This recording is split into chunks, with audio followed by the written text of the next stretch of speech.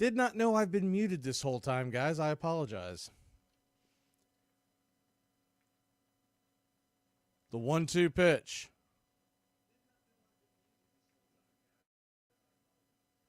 This application we use, it really ticks me off sometime. We'll be back in a flash here on Braves Country.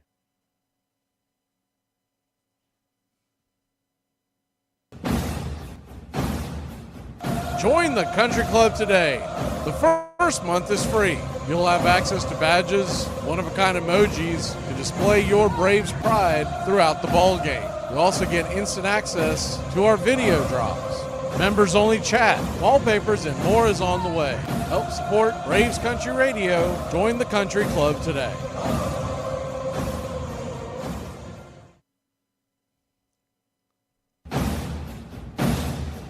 Get this bus moving. Stop. Come back. Too late.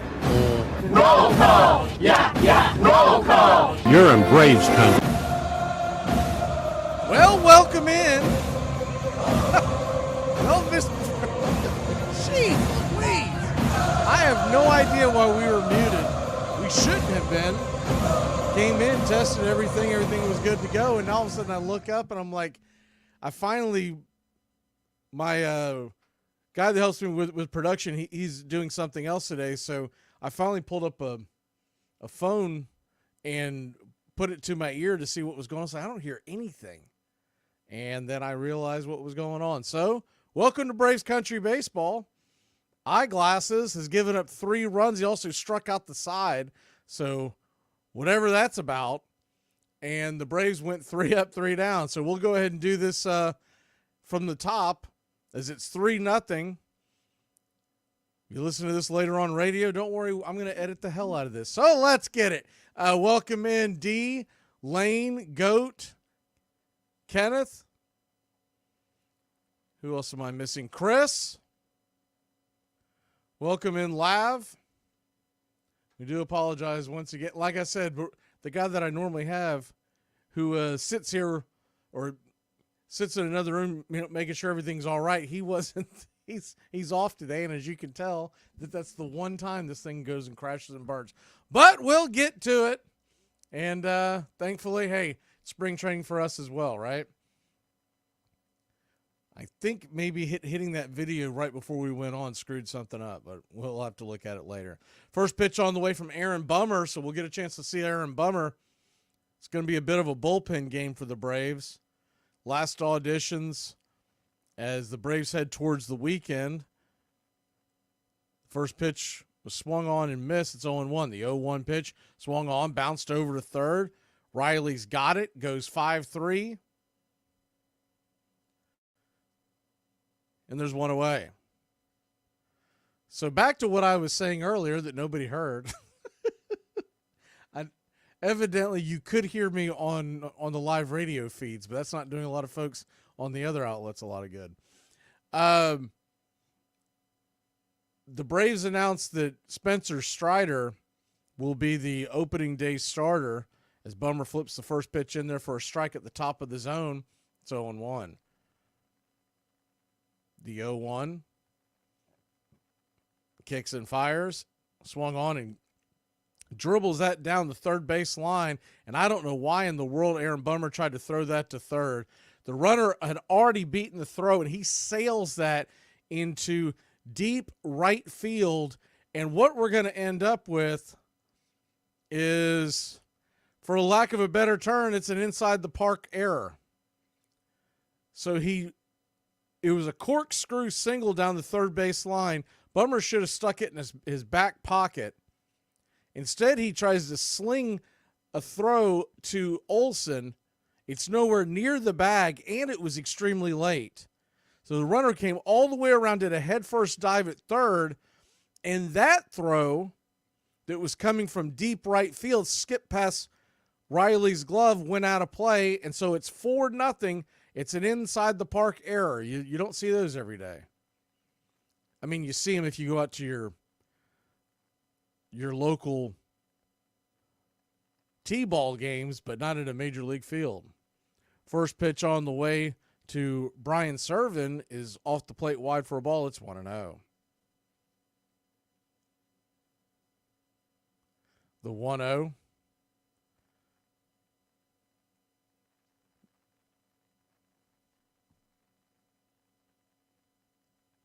Misses wide 2-0. Sean Murphy's going to come out there and talk to Bummer, probably just to ask him, what the hell were you doing throwing that ball? Put that in your back pocket, son. What are you doing? You're killing me. You're not in Chicago anymore. These aren't the White Sox. We try to win games around here.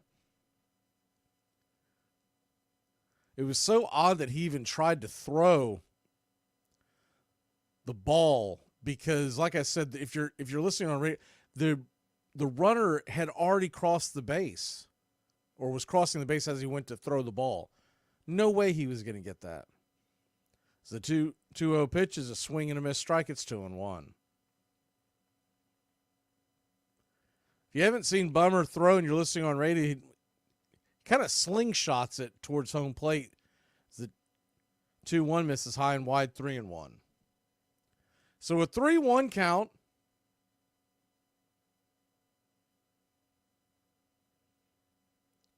Blue Jays 4, Bad News Bears nothing. The pitch on the way. Swung on, grounded over towards short. Arcia's got it, fires it over to first. For the out, and there's 2 away. Let's get all this out of our system before opening day, right? Let's get the sound check and let's get the errors and whatever in the world the Braves have been doing here this first inning and a half. So it looks like it's going to be Strider versus Wheeler, game 1 of that series, which will be Thursday, 3:00, a week from tomorrow. Is the first pitch from Bummer to Clement, the leadoff hitter, who ended up on third and scored on a wild pitch his first time up. It's 1-0. The 1-0 pitch right there at the knees for a strike. It's 1-1. Pretty good matchups on opening day. We talked about a little bit in the morning game, Dodgers beating the Padres 5-2. The 1-1 misses outside wide, 2-1.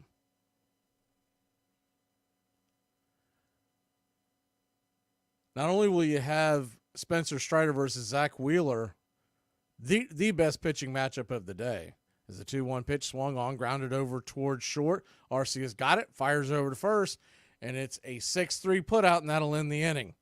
So the Braves gift the Blue Jays a run. We will be back in a flash here on Braves Country Baseball.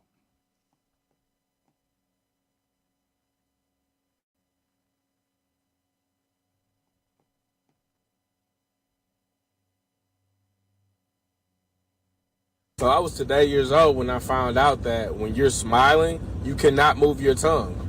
It cuts off a nerve when you smile. So when you smile, like your tongue is like paralyzed. Look at your dumb ass. You doing that right? Stupid ass. Hey, Braves Country, I'm Mac Magee. Join us for Pitch by Pitch, Play by Play, the classic call of Braves Country Baseball. We're bringing you Atlanta Braves baseball all year long. Jump into our pregame show, Braves Country Today, just before first pitch. Stick around for the postgame show, Braves Country Tonight, where we will open up the phone lines and react to your calls or your comments all year long. That's Braves Country Radio, Pitch by Pitch, Play by Play, your home for the classic call of Braves Country Baseball. And so my girl got mad at me because last night I went to a single mom fundraiser. No, you went to a strip club. Listen, baby, I'm supporting these single moms $1 at a time. Fight! Right! Hey up! Shake your head, your eyeballs are stuck! Well, it was a ball. It was that far from the plate. Little lady, will you let me umpire this game? You've been on my back all night. Mickey, you saw that pitch. It was a ball, wasn't it? It looked like it. You're out of the game, Mandel. What? Roger, how'd that pitch look to you? It could have missed the corner. You're out, Maris. Yogi! It's a perfect strike. The ump was right. I don't like sarcasm, Barra. You're out of the game, too. You can't do that! Lady. Where's the manager? I think he's hiding. Welcome back. First pitch to Matt Olson, misses out of the zone for a ball. It's 1-0. The 1-0 misses again. It's 2-0. So a 2-0 count. Back to the opening day matchup. So obviously we'll have Strider versus Wheeler, but then looking around the league, some top pitchers that'll be in action. Some of your better matchups as the 2-0 pitch misses again, 3-0. So Francis quickly behind 3-0, but behind the National League home run leader from 2023. Righty-lefty matchup. The 2-0 pitch. Swing and a miss. 3-1. Man, I'm looking at the Mets opening day, and it's a far cry from what it was last year. The 3-1. Outside wide. Ball 4. So Matt Olson will head down to first. Remember last year at this time, the Mets had Scherzer and Verlander. I want to say Verlander started late. Regardless, they were touting their starting pitching. Jose Quintana is on the field for the Mets this year for opening day. First pitch to Ozuna is high and inside. It's 1-0. But some good matchups to look forward to. Minnesota, Kansas City. If you're not familiar with Cole Reagans, he's going to go head-to-head with Pablo Lopez. That's going to be a good one. 1-0 count, runner on first, nobody out. Swing, and that ball's hit high and deep into center field. Not quite deep enough. It's going to die just before the warning track. Ozuna gave it a ride, but just got underneath it. It's one away. Nestor Cortez of the Yankees versus Framber Valdez. That would be a pretty good matchup. And I don't know if y'all saw this story or not, but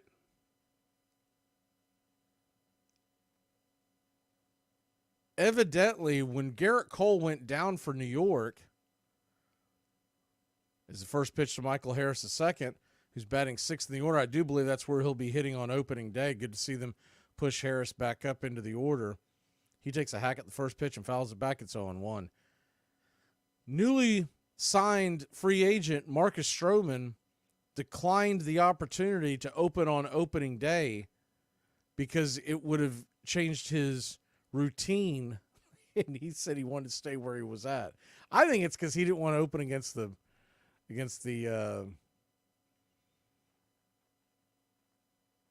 Astros on the road on opening day.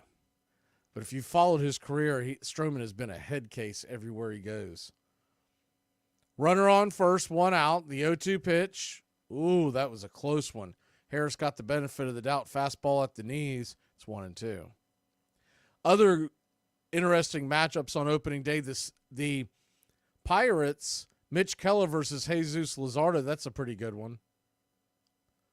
Justin Steele versus Nathan Eovaldi and the Cubs versus Rangers. That'll be a opening night game on ESPN. As the 1-2 misses in the dirt, it's 2-2. Shane Bieber is going to go up against our old friend Alex Wood. He is the ace of the Oakland staff. That's going to be a long year in Oakland. But Brian Bayo versus Luis Castillo, Red Sox Mariners, that ought to be a pretty good one. The 2-2 pitch, curveball misses inside, ball 3. So a 3-2 count.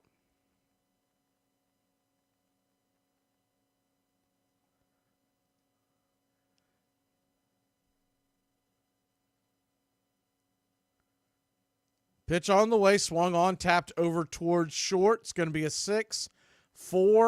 They're going to try to turn that double play, but there was no way you were going to get Michael Harris gunning it down the first base line. So a fielder's choice will put Michael Harris on first base. And coming to the plate is Sean Murphy.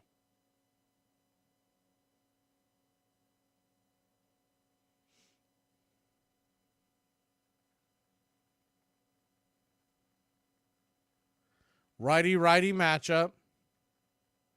Pitch on the way, outside wide, 1-0. Goat, we're going to try to get another one sent out to you. I don't know what in the world happened with the mail, but I'm going to personally do it this time. It did get sent out. We never got a return, so I have no idea what happened.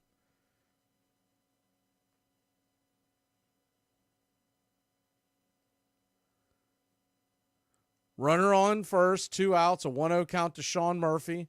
Standing on deck is Orlando Arcia. The 1-0 pitch swung on, grounded hard over to third, and it's going to be a long 5-4 put out. They'll make the play, and that'll end the inning. We will be back in a flash, heading to the top of the third. Braves trail it 4-0. In Spanish? Yes.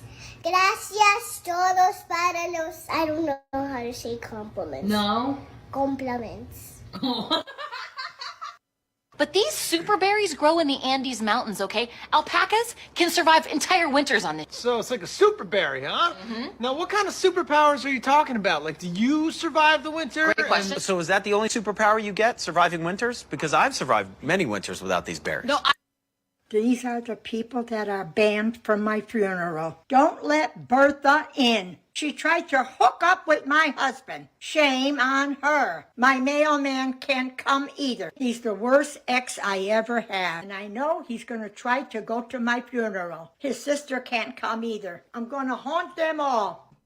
The greatness of Ty Cobb was something that had to be seen, and to see him was to remember him forever. George Sisler. On April 27, 1961, Tyrus Raymond Cobb threw out the first ball at the opening home game of the brand new Los Angeles Angels. It was his last visit to a ballpark. He was 74 years old and dying of cancer. Drinking, gambling, quarreling with waiters and taxi drivers and sales clerks. He stayed on the road as long as he could, carrying with him everywhere a Luger and a paper bag filled with $1 million in securities, and each day swallowing a quart of bourbon mixed with milk to dull the pain. He died on July 17th, 1961. His lifetime batting average was .367. The highest in history. If I'd had my life to live over again, he had told a caller toward the end, I'd have done things a little different. I would have had more friends. Please like and subscribe today,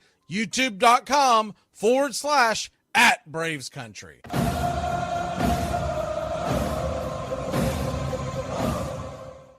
Welcome back to Braves Country Baseball. Good to see a lot of folks in the chat today, and more views now that we got audio. The first pitch on the way from Tyler Matzik, who comes out of the pen. He should be a shoe-in to be in the opening day bullpen. He fires the first pitch in there for a strike. It's 0-1. Matzik has looked pretty good here in the spring. The 0-1 lefty-righty matchup, Matzik versus Guerrero.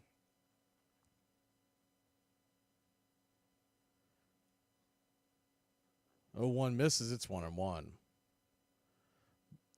The 1-1 from Matzik. Rocks and fires. Outside wide, 2-1. So a 2-1 count. Braves will play Thursday, opening day, have Friday off, and then play Saturday, Sunday.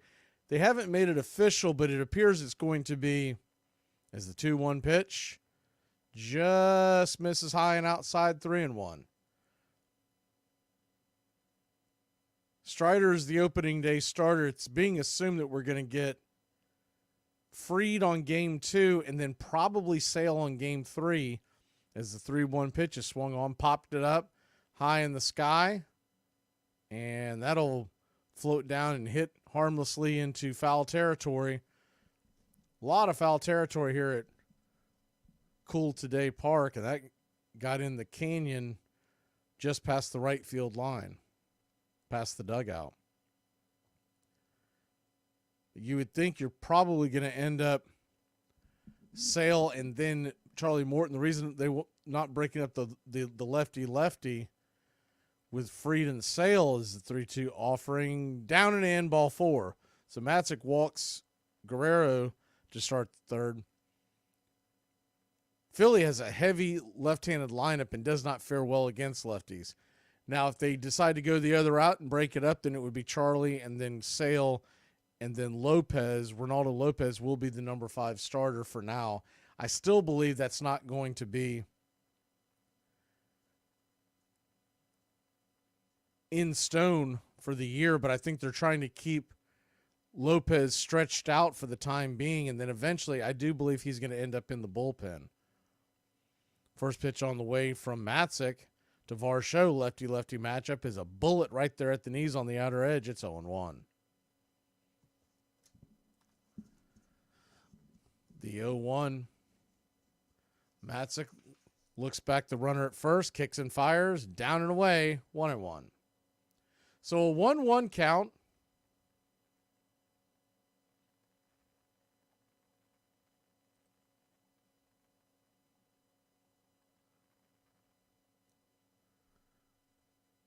Lifts and deals, and that slider misses down and away, 2-1. Not spotting his slider very well in this outing. What would be interesting to me is if they decided to go as the 2-1 pitch on the way, swing and fouls that back, 2-2. You could, in theory, put Ronaldo Lopez as your number 4 starter, because that would line him up to be the opening day starter for the Chicago White Sox. The White Sox opening day is Monday. It's a day game. The 2-2 pitch. Swing and a miss. Strike 3. Came right in his kitchen, couldn't catch up, and there's one away. So that game starts at 2:10, I believe, Eastern time on Monday in Chicago, and that would make him the opening day starter. I think it would be kind of fun to do that, but they probably don't think that far out in advance as far as putting him there at that spot. First pitch on the way to Vogelback. He hit a home run, if you're just joining us, against Eyeglasses. Vogelfat hitting one off Eyeglasses doesn't hurt as bad when it's spring training and he's with Toronto.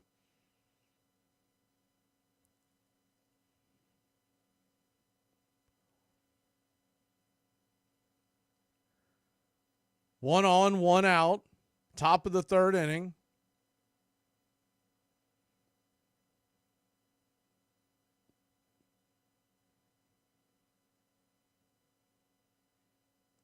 Lefty-lefty matchup. The pitch on the way inside almost gets him, 2-0. I was looking into it as we slowly build the country club memberships, that it's also going to afford us to be able to. They let you add perks as your membership grows. It's too boring to get into the details of it, but basically the more members you have, the more stuff that you're allowed to do. So a 3-0 count. Matzik lets her go. Fastball right down the pipe. Danny V taking it all the way. It's 3-1.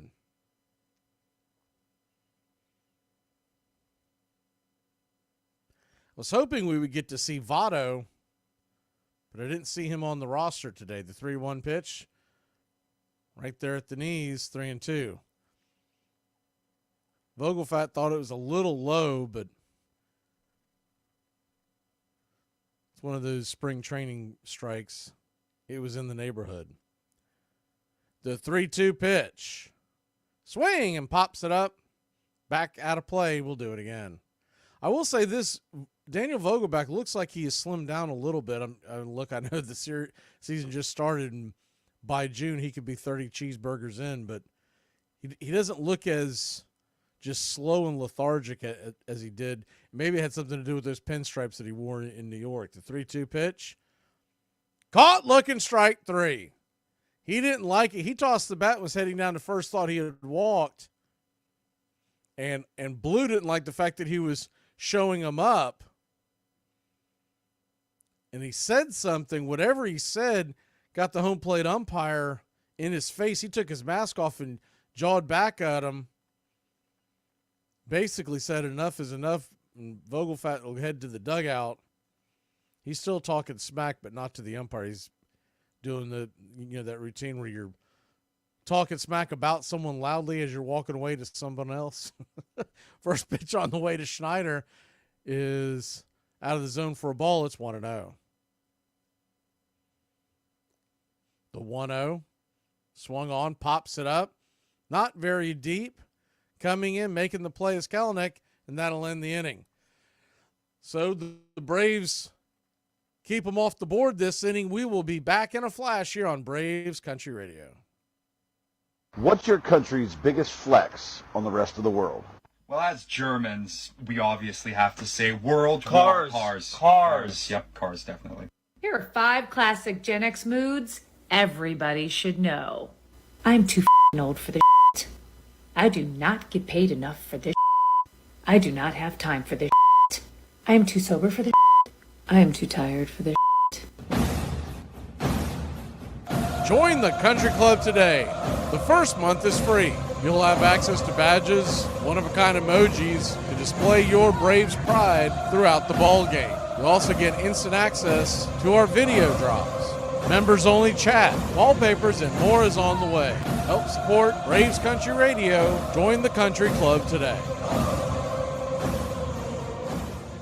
America, you have been gatekeeping something from me. Why?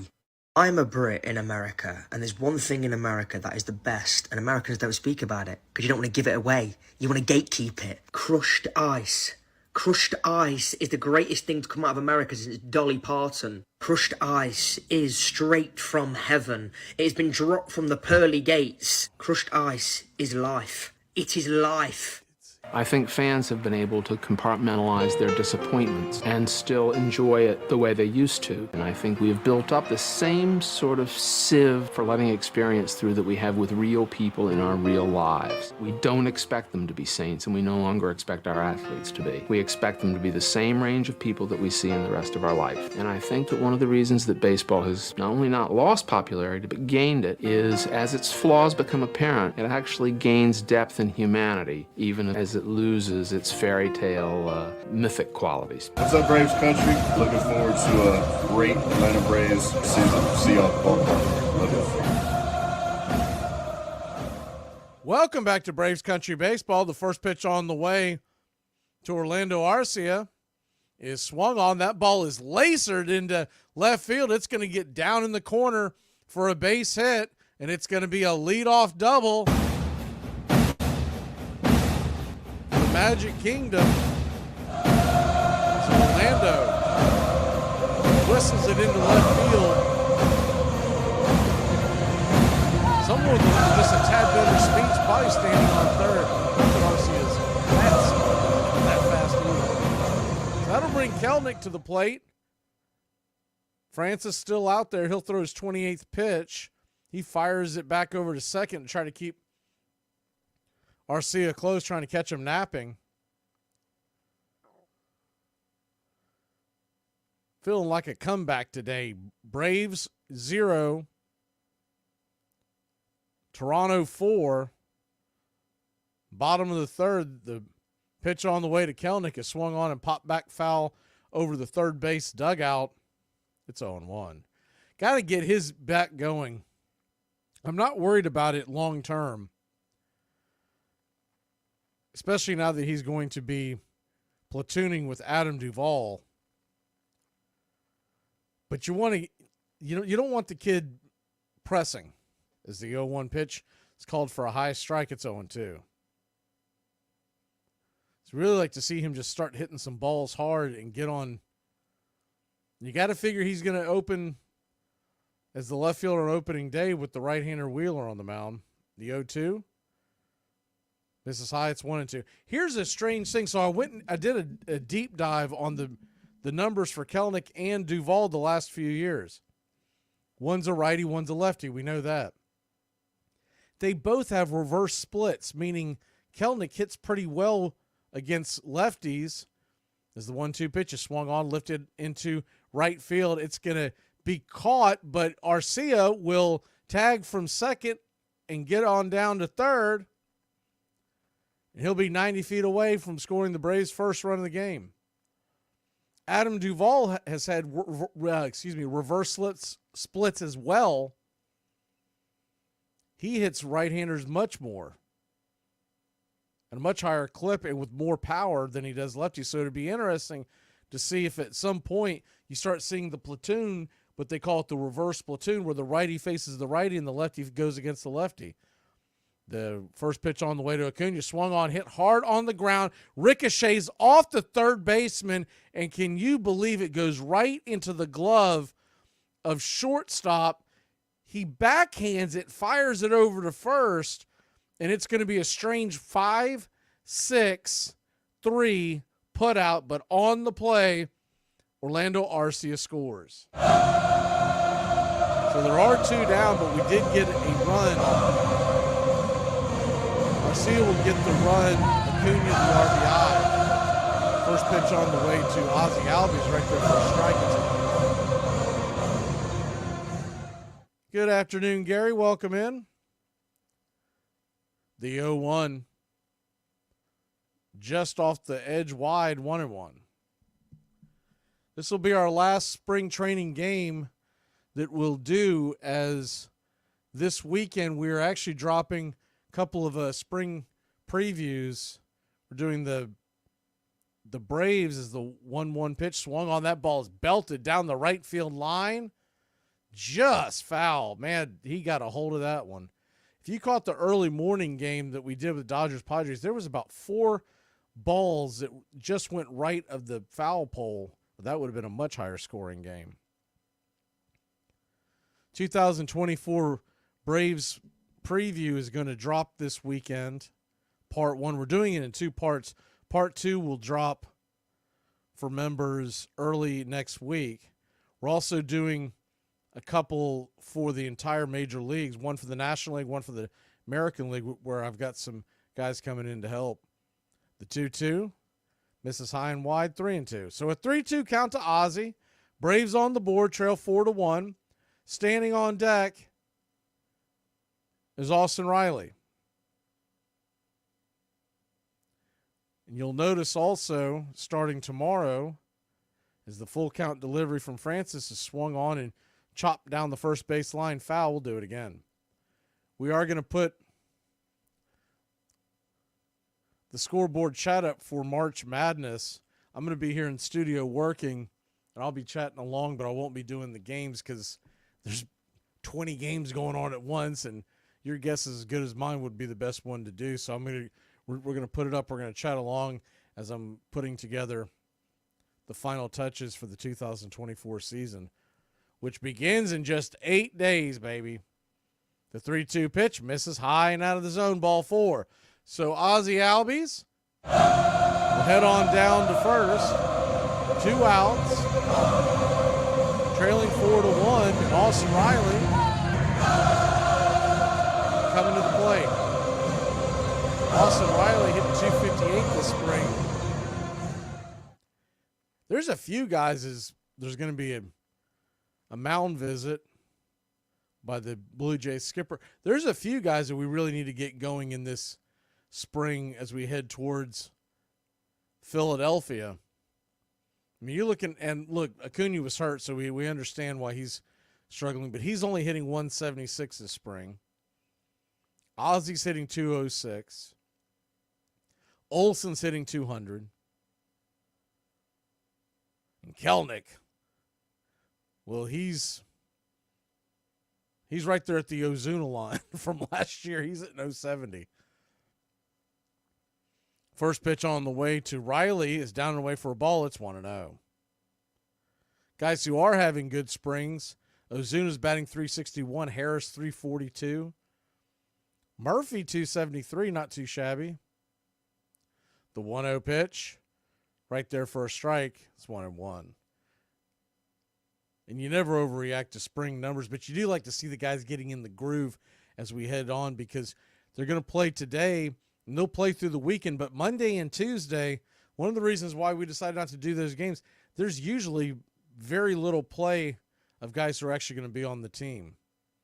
The 1-1 is bang foul down the line. It's 1-2.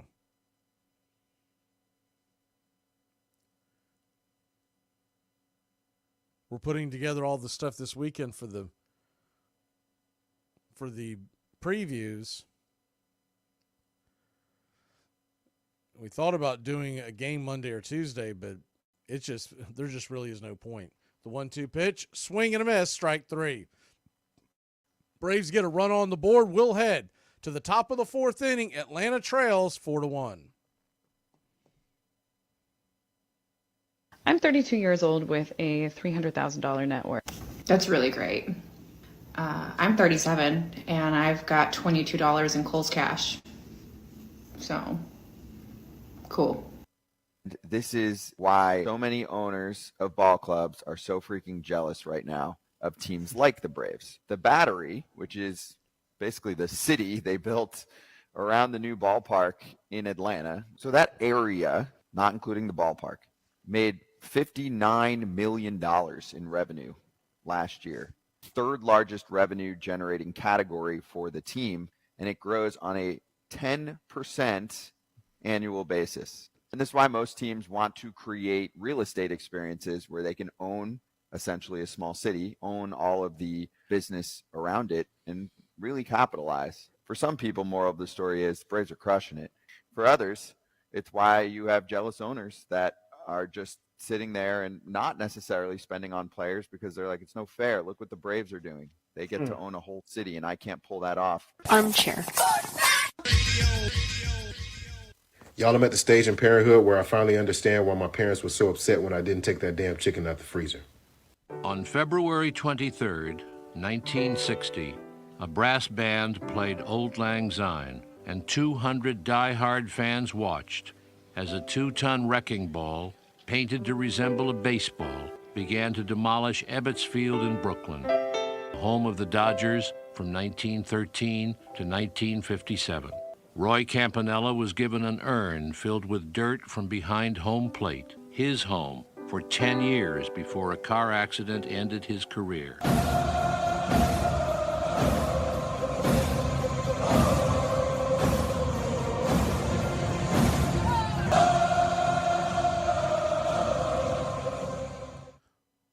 Welcome back. Joe Jimenez will be in. Haven't seen him a whole lot this year. The games that have been on, he hasn't pitched a whole lot. Of course, he had that remarkable second half to last year as the first pitch on the way from Jimenez is high and inside for a ball. It's 1-0. Braves locked him up for the next few years. Bullpens really should be a strength barring injury. Some of the guys that they were able to bring back. The 1-0 pitch swung on, chopped on the ground, and just foul. Riley laid it, let it go past his glove. I thought he had a hard time handling. Didn't realize that at the time they'd already called it foul.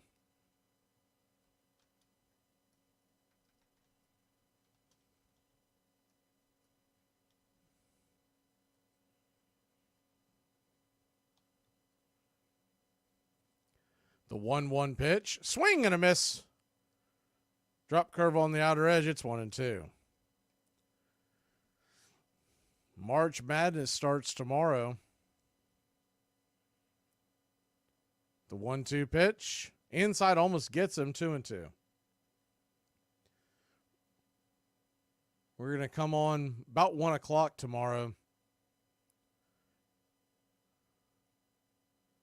If everybody wants to chat during the game, we'll be here in studio. The 2-2 pitch. Swung on. That ball's going to get dropped into left field, down for a base hit. And the Blue Jays once again have their leadoff runner aboard.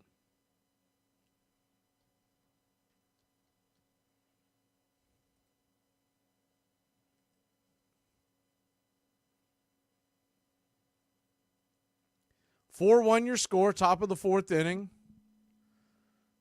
Braves doing a bullpen game. They're trying to get their starting rotation set and give some of these guys some work as well. Pitch on the way to Escobar, Eduardo Escobar. Takes it on the inner cut. For a strike, it's 0-1. The 0-1. Rocks and fires. Misses high, 1-1. So a 1-1 count. Runner on first, nobody out. Time is called. Eduardo Escobar, you remember him from his days with the New York Mets as well. Of course, he's been all over the league, including Arizona and Milwaukee.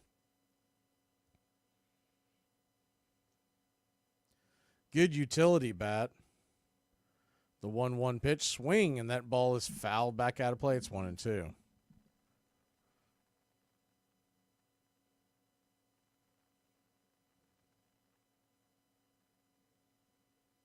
So a 1-2 count from Jimenez. Still wears his number 77. Normally, guys who are established use much lower numbers, but he's there in the been wearing 77 for as long as I can remember. The 1-2 pitch, swing and a miss, strike 3, and there's one away.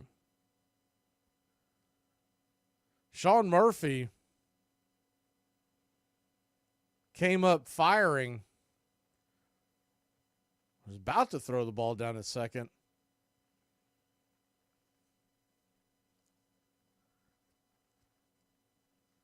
Held on to it, not quite sure. As the first pitch on the way is called for a strike to Lukes. He's 1 for 1. It's on 1. I don't know if the runner at first faked like he was going, but Murphy came up like he was about to unleash the cannon towards second. The runner is still on first. A little spotty keeping up with it because they're interviewing Matzik, and these baseball producers never understand that you need to keep the camera on the game and let it, if you want to show the other guy is the 1-1 pitch. Outside wide. Here comes the cannon. He unleashes it. And this time Murphy's going to get the runner. He is dead to rights.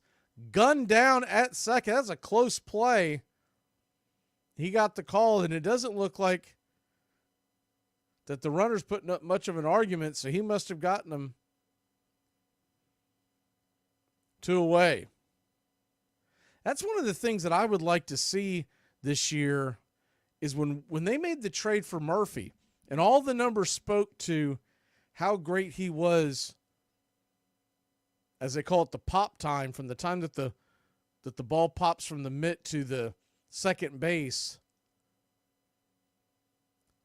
Some of them call it pop to pop, but and it wasn't like he was terrible, but nothing blew me away last year. He was good, but we were being told he was tops of the league, and at the end of the year, you looked at the numbers, and he was about he was in the top 12, 13 of the league, but that's not what we were being led to believe when he came over. The 1-2 pitch is fouled away. We'll do it again. 1-2 gets swung on and fouled down the line, back behind home plate. Smacks up against the screen, drops to the ground. We'll do it again. It's 1-2.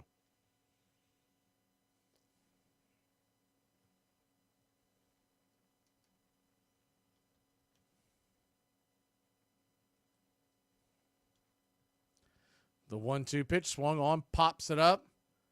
Will it stay in play? Murphy giving chase back behind home plate. It'll fall into the stands. 1-2.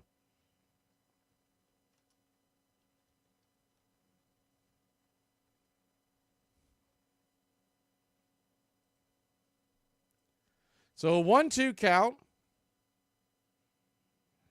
Nobody on, 2 outs. Jimenez lets her go, swing, and that ball is laced into right field just over the leaping glove of Matt Olson. And they're going to try to stretch it into 2, and whoa, they said that he's safe. Arcia applied the tag, was running towards the dugout. He thinks he got him. We'll have to see a better replay on this. I thought he got him too at first look. It did look like he hit his toe before he actually tagged him. Now, the ump didn't have the greatest look from where he was standing. He definitely got him. Now, whether or not they're going to... That was a heck of a throw and a great tag by Arcia. He was sliding up, and he smacks his toe right before he touches the bag.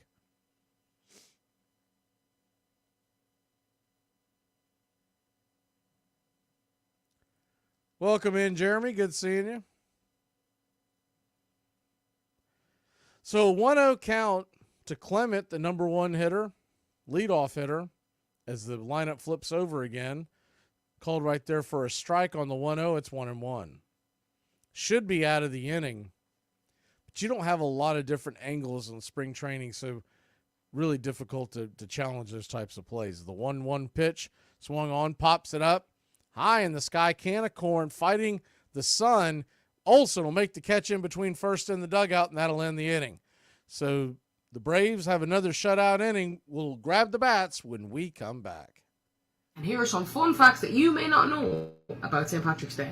Firstly, St. Patrick, our Irish patron saint, wasn't Irish. He was Welsh. As you all know, everybody wants to be Irish. Everybody wears green on St. Patrick's Day. We should actually be wearing blue. St. Patrick himself wore blue, but in around 1700s, people decided to turn it to green because of the clover. On average, Americans spend $5.9 billion on St. Patrick's weekend, just on alcohol. But in my beautiful little country of Ireland, up until 1970, St. Patrick's Day was considered a religious holiday, where you couldn't actually drink. However, after a quick law change and Ireland suddenly realising that tourism would be much higher with alcohol, we soon changed that.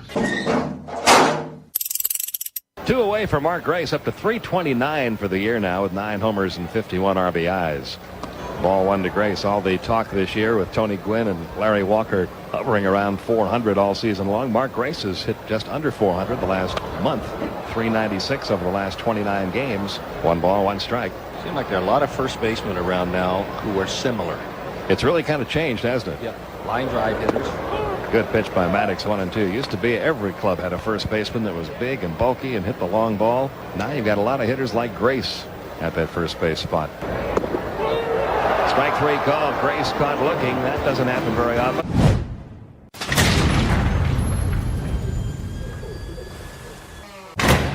For 44 years, since Charles Hercules Ebbets had built his park on a garbage dump called Pigtown, Ebbets Field had united the hopes of the borough of Brooklyn and had been home to Wilbert Robinson and Dazzy Vance, Red Barber and Hilda Chester and the Dodger Symphony, Leo DeRocher and Pee Wee Reese and Duke Snyder, Larry McPhail and Branch Rickey and Jackie Robinson.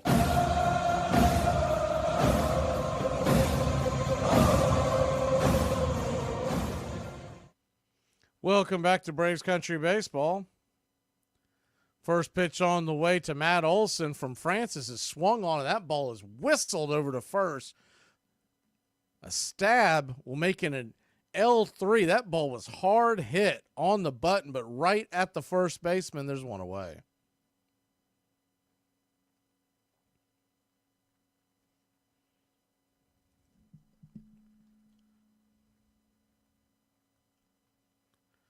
The first pitch on the way to Marcell Ozuna is right there at the knees for a strike. It's 0-1. That was a scorcher. The 0-1 to Ozuna, swung on. That ball is lifted towards left field. It's going to make a diving, rolling play in left field. Impressive play by Clement, and there's 2 away. Ozuna and Olson back-to-back have to feel like they got robbed on those at-bats. In theory, you'd think you'd have at bare minimum first and second, nobody out. Instead, there's quickly 2 down. Tough luck. That ball was dying so quickly with the topspin, I thought it was going to get down and might actually roll underneath his glove. Instead, that'll bring Michael Harris II to the plate. Harris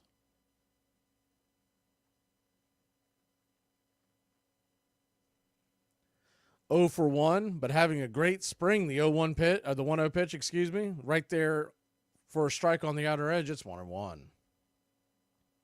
Harris batting .342. Coming into today was .351. The 1-1. He has 3 home runs, 5 RBIs, and a 1037 OPS. Ball misses. It's 2-1. So a 2-1 count. Francis, 49 pitches. He is expected to be in the starting rotation for the Blue Jays. The 2-1 pitch. Swing, and that ball is right down the right field line. Is it fair? Smacks up against the screen, just barely foul. The way these cameras are set up here in spring training, you couldn't see it exactly, but it just went foul, just missing the chalk there in the corner. If that stays fair, he's running for days because they do not have him played to pull. The 2-2. Curveball misses high and wide, 3-2. So a 3-2 count. I am glad the spring training is coming to, and then these games are so much more difficult to call than the normal games. You have so much less information. The 3-2 pitch swung on, swatted foul, plenty foul in between first and right field. Goes up against the netting, protecting the patrons past the first base dugout. So a full count to Michael Harris II. Standing on deck is Sean Murphy. Orlando Arcia is in the hole. The 3-2 pitch. Francis lets her fly. Swing, and that ball is sliced foul back behind the plate. We'll do it again.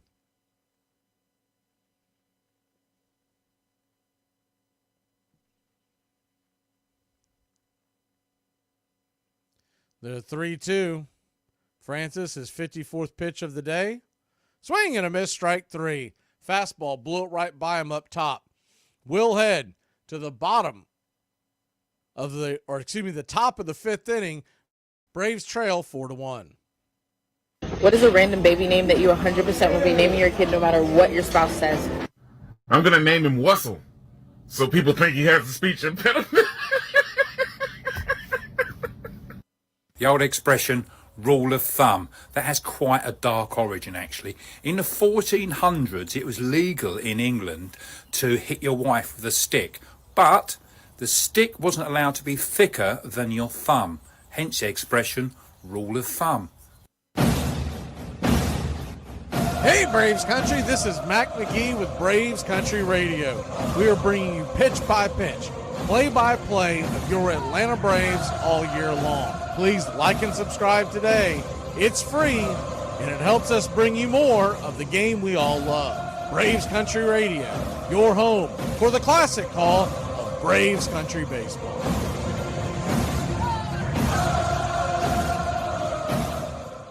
And that the Brooklyn Dodgers would up and leave to Los Angeles yet, which seemed like once you go to Borneo. You know, the only time I'd seen L.A. was Mickey Mouse Club would show, and Disneyland is under construction, and it looked like the Amazon. They're in the where'd they go? And it was why here, so far away? And it was the mountaintop. They're preparing for a ballpark on a mountaintop. No, in the city next to the dry cleaner, so you could talk about it when you pick up your suit that had a mustard stain from the game before. Where's the corner bar? Where's the arguments? You know, where's the trolley where's the subway? How do you get there? Where are they got palm trees? What's Cary Grant and Doris Day doing at a game? You know, where's Al Schmenglowitz, who should sit there? Where's the band? What's going to happen to that band that was in right field, that crazy band? You know, what's going to happen?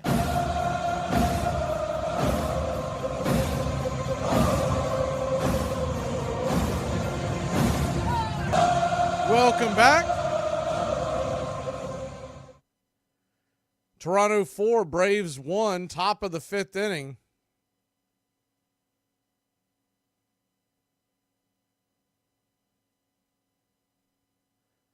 We'll see A.J. Minter hit the bump for this inning. Lefty-righty matchup as he's set to face the top of the inning. First pitch on the way is swung on and fouled straight back. It's 1-2. Well, 0-1, excuse me. Clemens, he is 1 for 2.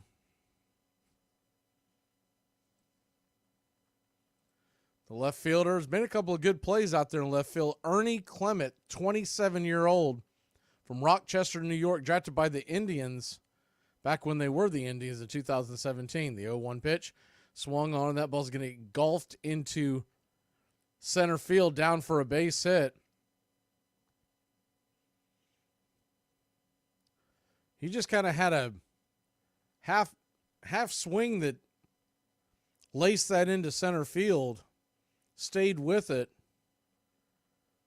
I think if he follows through, that thing's going to go mighty foul, but he had the wherewithal just to hold it where it was. That'll bring Horwitz to the plate. He's now in for Vladimir Guerrero Jr. Spencer Horwitz, 125 on the year.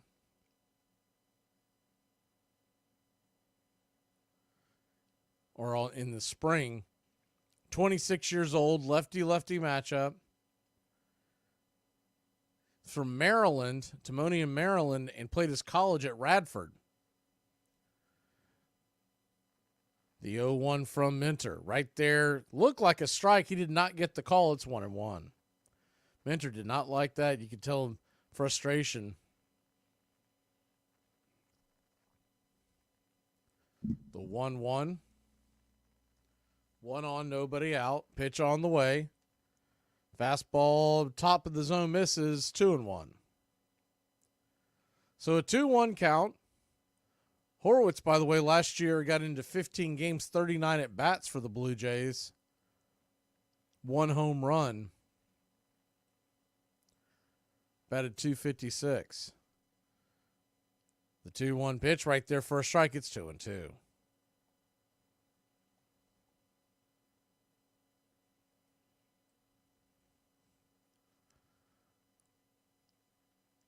Lefty, lefty. Minter flips it over to first to keep the runner close by. Clement does have wheels standing over there on first. The 2-2. Minter raises the glove. Kicks and fires, and the runner is off to the races, and he will steal second with these. That ball was a little bit in the dirt, and by the time Murphy got a handle on it, there was no chance to get the runner. The runner on second. Nobody out, a full count now to Horwitz. Pitch on the way. Swing and a miss, strike 3. He got him.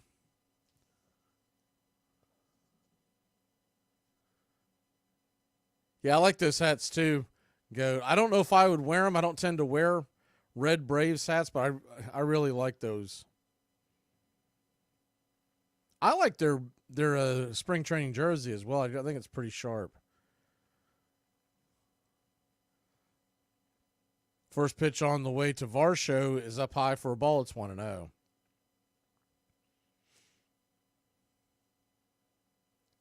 The 1-0.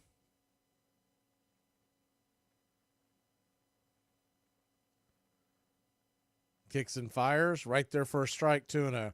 I got my new cap for the year. I've been waiting to break that out on opening day, but I like that red spring training one. The only thing that stinks about those spring training hats, because I have a few of them, they always put the year on the side of it, so you instantly look, by April, it feels like an old hat. The 1-1 pitch is fouled back out of play. It's 1-2. So a 1-2 count.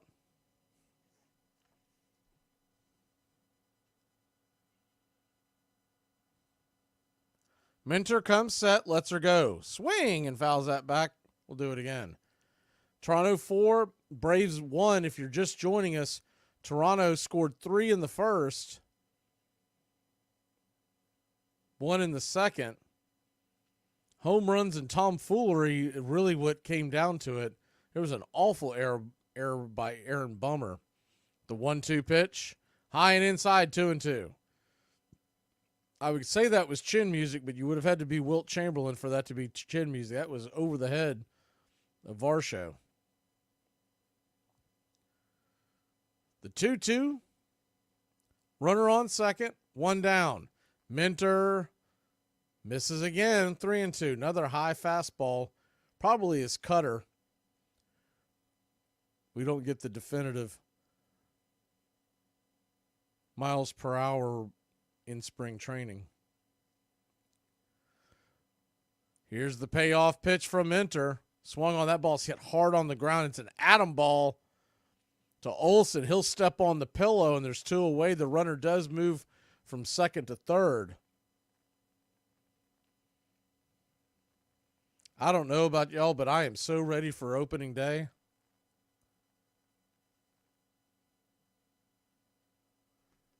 And we come out the gate swinging, because you're going to get the Phillies in the first series. Then you get a little bit of a chance to bounce back if you don't play well in that series against the White Sox. But then, as the first pitch to Vogelback misses down for a ball, it's 1-0. We come home to play the Diamondbacks. I believe it's the Mets right after that. I don't have it in front of me, but I think that's how it first starts out. The 0-2 pitch, or 0-1 pitch is swung on and fouled back. It's 0-2.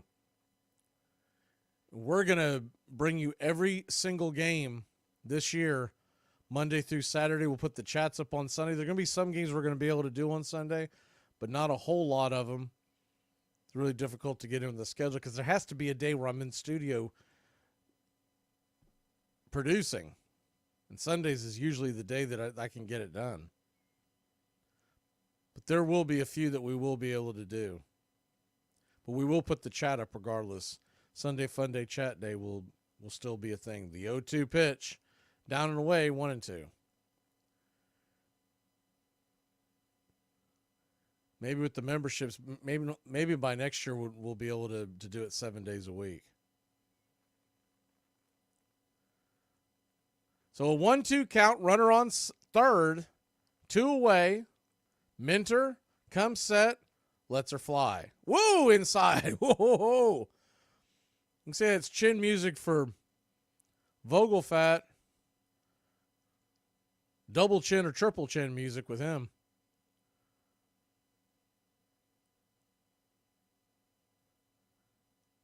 Toronto 4, Braves 1.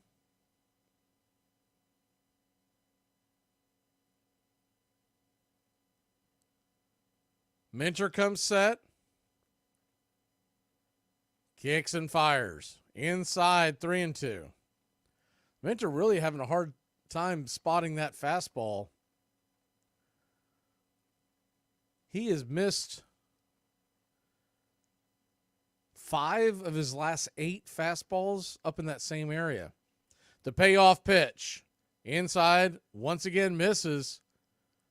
Ball 4. So Minter, who's up to 22 pitches, it'll be interesting to see how long they let him go.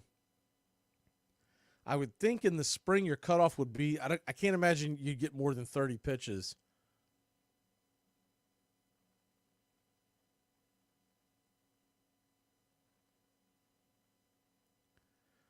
Runners on the corners, 2 out.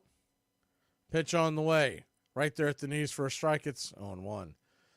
Do y'all bet on the fantasy? If you mean a buy-in, yeah, we do a buy-in. I'm in a few leagues like that.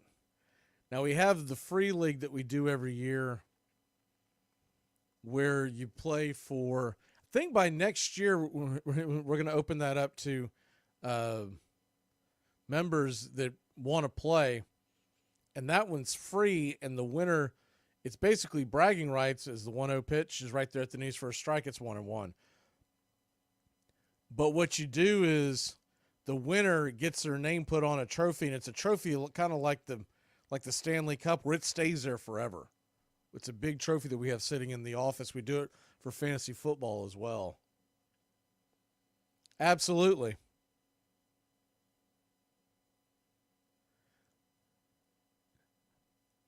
We can look into the buy-in leagues as well, yeah. The 1-1. Misses inside, 2-1. So a 2-1 count. Swung on, popped up. Fouling out of play. We'll do it again. It's 2-2.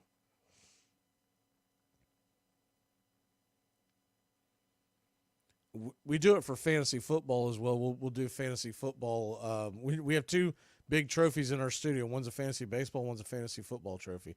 The 2-2 pitch swung on, hit hard on the ground, ricochets high in the air. By the time it comes down, Arcia's going to fire it over to first, but he had no chance of getting the runner.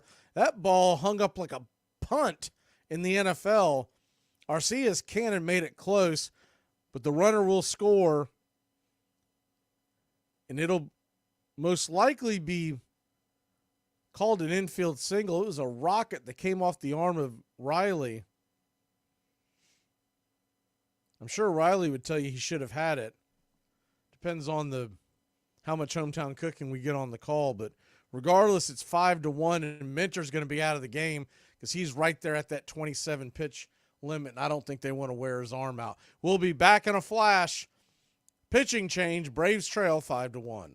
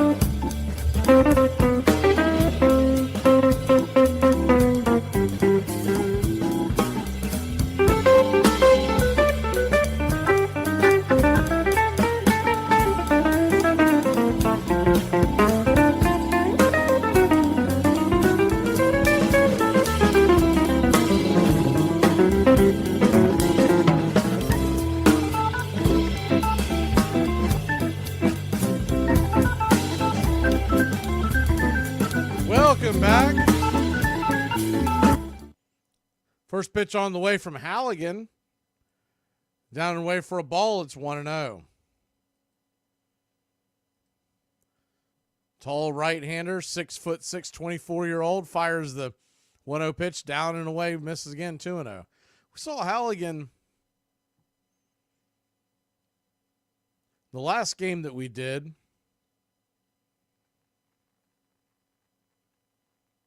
71 innings last year in the minors, a 4.02 ERA, the 2-0 pitch.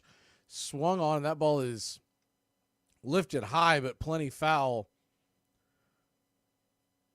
over towards the concourse where someone might be eating a chili dog and getting a whole lot of baseball. The 2-1. Oh, that's awesome. I love fantasy. Well, fantasy baseball is my favorite, but love fantasy football as well. The 2-1 pitch. Swung on, that ball is going to get caught by Ozzie Albies. It was a low line drive, but he did hold on, and that'll end the inning. We'll grab the bats when we come back. Braves spring training baseball. We're getting closer and closer to opening day. I'm holy enough to pray for you, baby, but I'm also hood enough to swing on you, so jot that down, all right?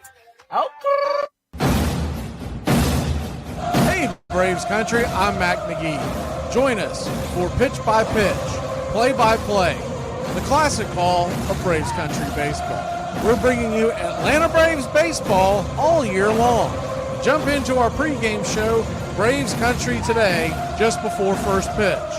Stick around for the postgame show, Braves Country Tonight, where we will open up the phone lines and react to your calls or your comments all year long. That's Braves Country Radio, pitch by pitch, play by play, your home for the classic call of Braves Country baseball. I went to an Alcoholics Anonymous class last night, and Anonymous my ass, I knew everybody was there. What's up, Braves country? Looking forward to a great Atlanta Braves season. See y'all at the ballpark. Love y'all.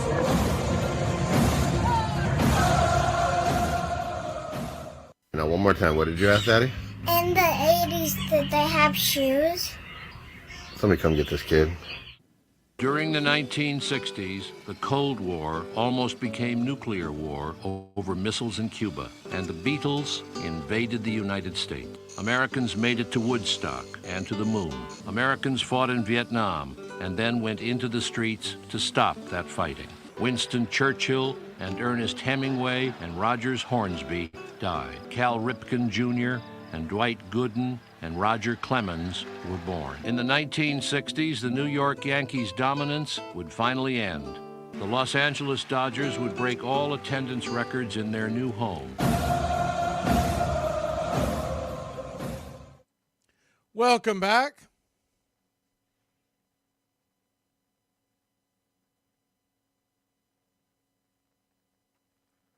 We've got some fantasy baseball stuff that's coming out this weekend as well, Goat.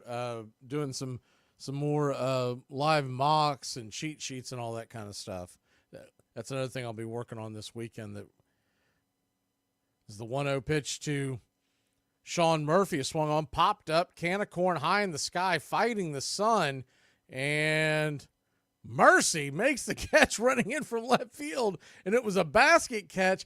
The whole time I thought the shortstop was going to make the catch, and Clement waved him off, I guess, last minute. Unbeknownst to us, I thought he had misplayed it, thought it might fall down. Instead, there's one away. That'll bring Orlando Arcia to the plate.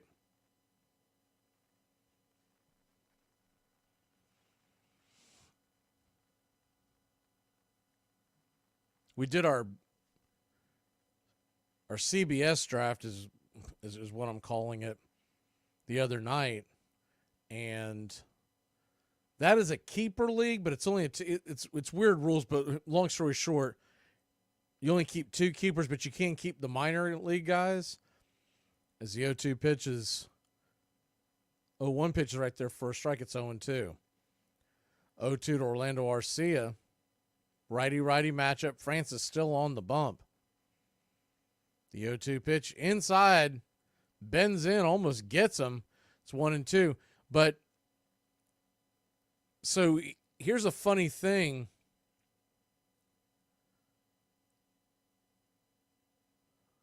For that draft, as the 1-2 pitch is swung on, that ball's going to get set down into left field, down for a base hit.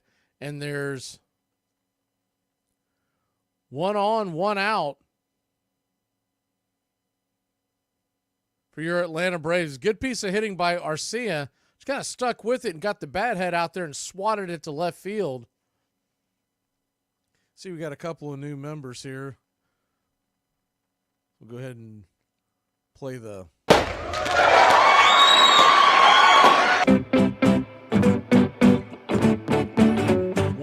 One out. Jared Kelenic, the batter, he takes a swat at the first pitch, hits it high and deep into the corner, and it just disappears into the stands. Foul. It's 0-1. If that was a little to the right, it would have been a 2-run shot. I didn't think it had the chance to get out there, but you do get some wind in these spring training games. But anyways, Goat, if you're doing fantasy baseball, you'll appreciate this. So you only have 6 starting pitchers you can have on your roster. You can only do 1 move a week for starting pitchers. So for all intents and purposes, your starting rotation needs to be your starting rotation because you can't stream like you can in other leagues that I'm in. And it's a shallow league, so as the 0-1 pitch to Kelenic is off the plate wide for a ball, it's 1-1. We get done with the draft the other night, and I noticed a couple of days later, guys are making moves like they always do after a draft. And they dropped Blake Snell. I was like, what is going on here? So I went through the waivers. I picked him up. And one of the guys in my league was basically scoffing. He said he doesn't have a team. I was like, he's Blake Snell. He won the Cy Young last year as the 1-1 pitch goes inside 2-1. after we have that conversation the very next day, I was like, what about Blake Snell now? He goes, what do you mean? I said, he signed with the Giants, man. You think the Cy Young winner's not going to get a job somewhere? The 2-1 pitch swung on and fouled back out of play. Is 2-2. And I know he'll probably have a late start to the season, but I'll take that. It'll be fine. So not only did I get him, but the night that draft took place, there was still a scare that Garrett Cole could be out for the season. I got him in around the 12th round as the 2-1 pitches sliced down the line. I wasn't going to grab him because I went pitching early and pitching often because everyone else was chasing bats. But I went ahead and decided, I was like, you know what? This is a keeper league. Because I drafted him so late, I can keep Cole next year, so I'll do it. And then I got Snell, and by the way, I did get Spencer Strider and Max Fried. The 2-2 swung on, fouled away. We'll do it again. My pitching's loaded. I'm going to be doing some moving and shaking when it comes to the bats all year long. But I like some of the bats that I do have, and I'm like, man, if I don't have to worry about the starting pitching, it'll be all right. The 2-2 is swung on and banged towards the first base dugout again. We'll do it again. And I went ahead and picked up Ronaldo Lopez the other day when he was announced as a starter because you have the relief spot there where it is advantageous. I don't know if I'll have Ray Lowe the whole year, but it's advantageous at the beginning of the year to have him when he starts to put him in there. But when he's not there, I've got Hader and Edwin Diaz, my other two closers. Typically, I tell you to go hitting, right? But when the entire league is chasing bats and they're just, the pitchers were just sitting out there. I'm like, well, I'm not going to go take the third best catcher when I can get another ace on my staff. So runner on first, 1 out, 2-2 count to Kelenic. Really like to see him get into one. The 2-2 swung on. That ball is laced foul again up against the dugout. The one thing that I have learned this entire month of doing it, I'm not drafting Kelenic. Like, man, I'm staying away from that dude. Not only has he been struggling, but now he's in a platoon situation. There were a couple of those underdog leagues I was in earlier in the spring that I was taking a couple of flyers on him, but I am steering clear of that dude.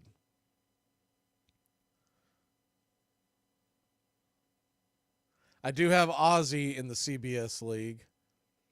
I think I've got another Braves batter. I'm trying to remember who it is. The 2-2 pitch swung on, foul back out of play. The problem is that league has a bunch of Braves fans, so it's impossible to get all your usual sucks. But I had the 7th pick. There was no way I was going to get Ronald Acuna Jr. That's why I ended up with Strider. The 2-2. And when Cole was possibly out for a long, long time, Strider immediately becomes the best pitcher. The 2-2 misses high, 3-2. And I still say Spencer Strider is going to win the Cy Young this year. People have kind of underestimated what he may do this year. Considering what he did last year, he's still only 24 years old, and he's added that curveball.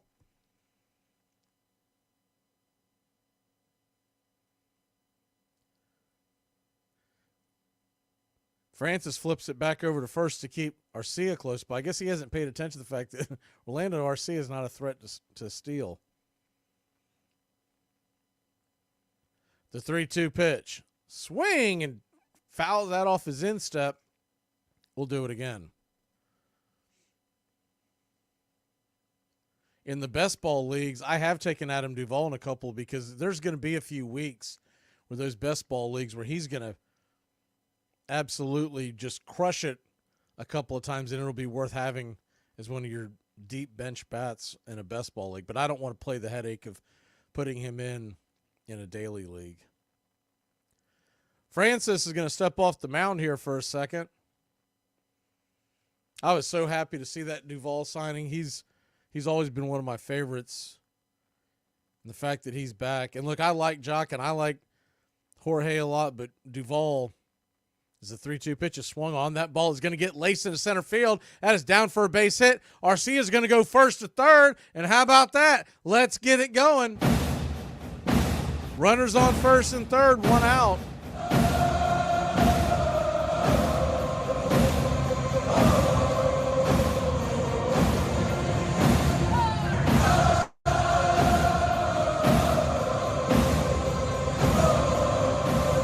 Good piece of hitting.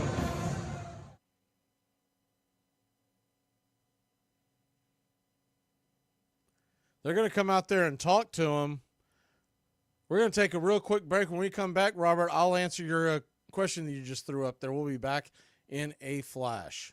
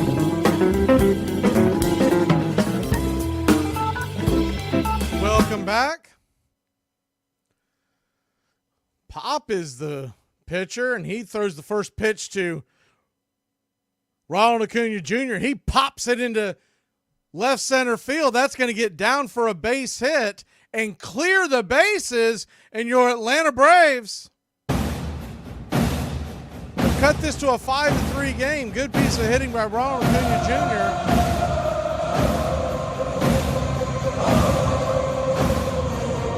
Robert, what is your bracket in? Is it CBS? Is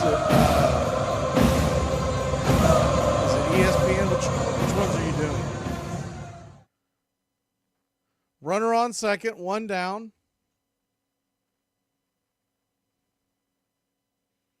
Ozzie Albies stands in.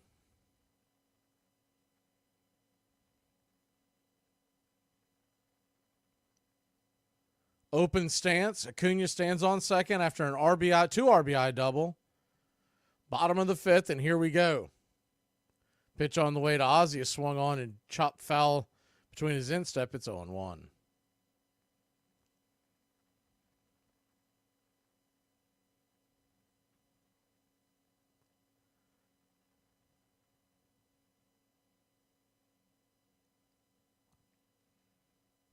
The 0-1. Pitch on the way to Ozzie is swung on and missed. Might have got a piece of that. It's 0-2. So an 0-2 count from Zach Pop, 27-year-old, drafted by the Dodgers and went to Kentucky. He was with Toronto last year. I remember him last year. I for whatever reason, I remember the name. And he was with the Marlins before that. That might be where I'm really thinking of Zach Pop. The 0-2 pitch swung on, and that ball is laced foul back behind home.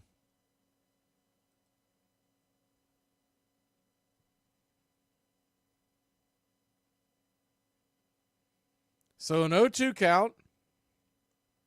Acuna on second. One down. The pitch on the way. Outside wide, 1-2. I'll say this too, if you're in the National League, you want to win an MVP award, you better do it this year because they're going to pretty much gift it to Shohei Ohtani next year when he comes back and is pitching for Los Angeles. It doesn't matter what he does. Everyone's going to vote for him. The 1-2 pitch to Ozzy's down and in, 2-2. He can have a very mid offensive and pitching year, and unless someone just goes out and goes bonkers, they're going to give it to him. So if Acuna wants another MVP, if Olsen wants an MVP, Riley, whoever, the 2-2 pitch, grounded, up the middle, over towards second. Whoa, a terrible throw. A submarine throw is going to make this game 5-4. Ozzy Albies is going to end up on second base. I don't know what in the world that throw was. Good night, Irene. He had plenty of time and did like an underhanded submarine type flip. It almost, I'll be honest with you, for you football fans, it looked like Bernie Kosar was over there throwing a pass around the linebacker's helmet. I don't know if I've ever seen that in Major League Baseball. Credit to their first baseman. He skied to try to get it. It was still 2 feet over his glove. So Braves trail 5-4. 1 down, 0-1 count to Austin Riley as he swung and missed at the first pitch, the 0-1. Right there for a strike, taken all the way. It's 0-2.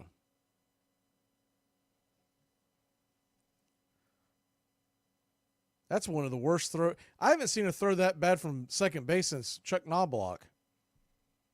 The 0-2. Pop. Swing. That ball's rifled up the middle. That's going to get down for a base hit. And your Atlanta Braves are going to tie this game up. It is 5-5. RBI single.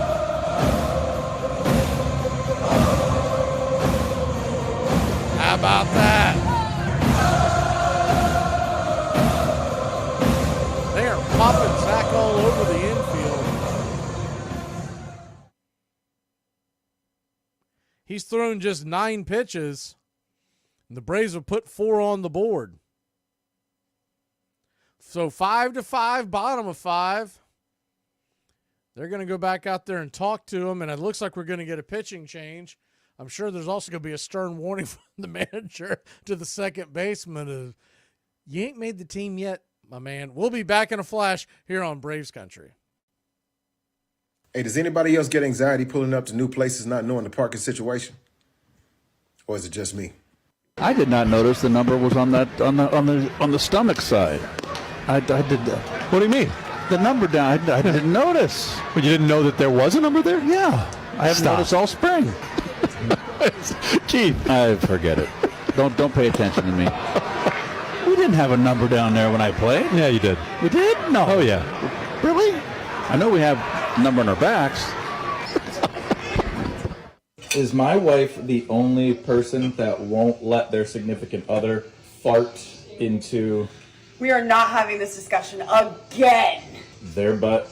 That is not a normal thing, and the fact that you ask me that almost every night is so not normal. Is it also weird that I want to do that just once? It's like CPR for butts. That's not A. It's butt not true. CPR. And B. I think it's healthy. I think it's healthy for a relationship. I disagree. She also won't let me exhale out of my nose into her nose. This is such a weird upside thing. down. That's because that's carbon dioxide going straight into my body. You Like- exhale carbon dioxide. like- I don't inhale carbon dioxide. I inhale oxygen to breathe and live. You know the other thing I won't let you do is pee between my legs while I'm sitting on the toilet. Things the internet That's a doesn't need to normal know. thing. That's not normal. It is.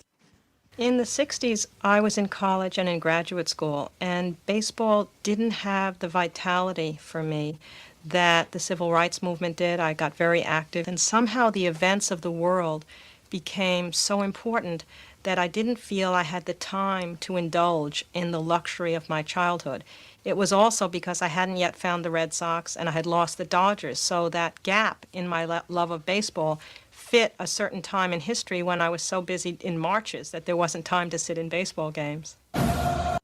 Welcome back. The first pitch from Little to Olsen is inside for a ball. It's 1-0. The 1-0 pitch to Olsen is swung on, laced down the line. Foul, it's 1-1. Yeah, who was asking that? Yeah, Robert, it's on MLB. It's either they've got it on the screen. It's Bally something, Sport South or Sport Southeast. I don't know the difference between the two because I'm out of market, so I watch it on MLB. The 1-1 pitch is right there for a strike. It's 1-2. Little on to try to clean up the mess. It's now 5-5. The 1-2 pitch, high over the plate, 2-2. Brendan Little, the southpaw, 6'2", 195, 27-year-old,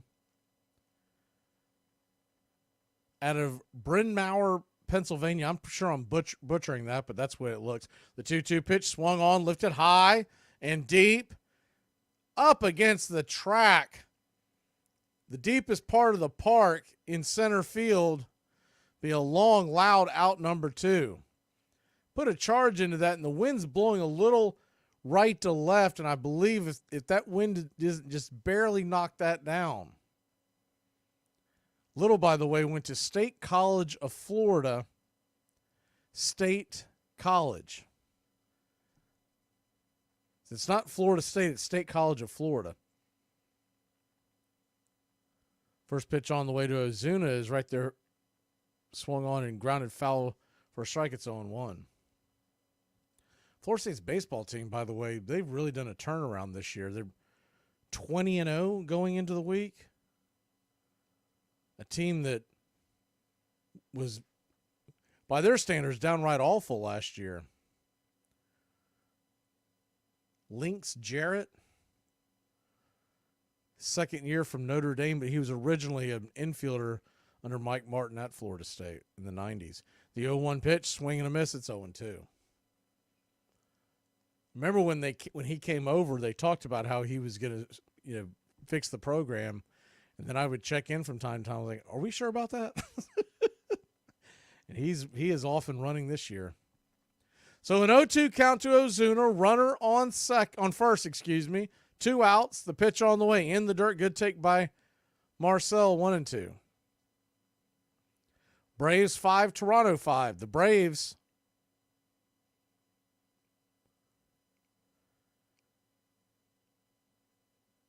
trailed early in this game. At one point, down 5-1, 4-0 as well. 4 runs here in the 5th have knotted it up. The 1-2 pitch, swung on, chopped foul off the plate. We'll do it again. 1-2.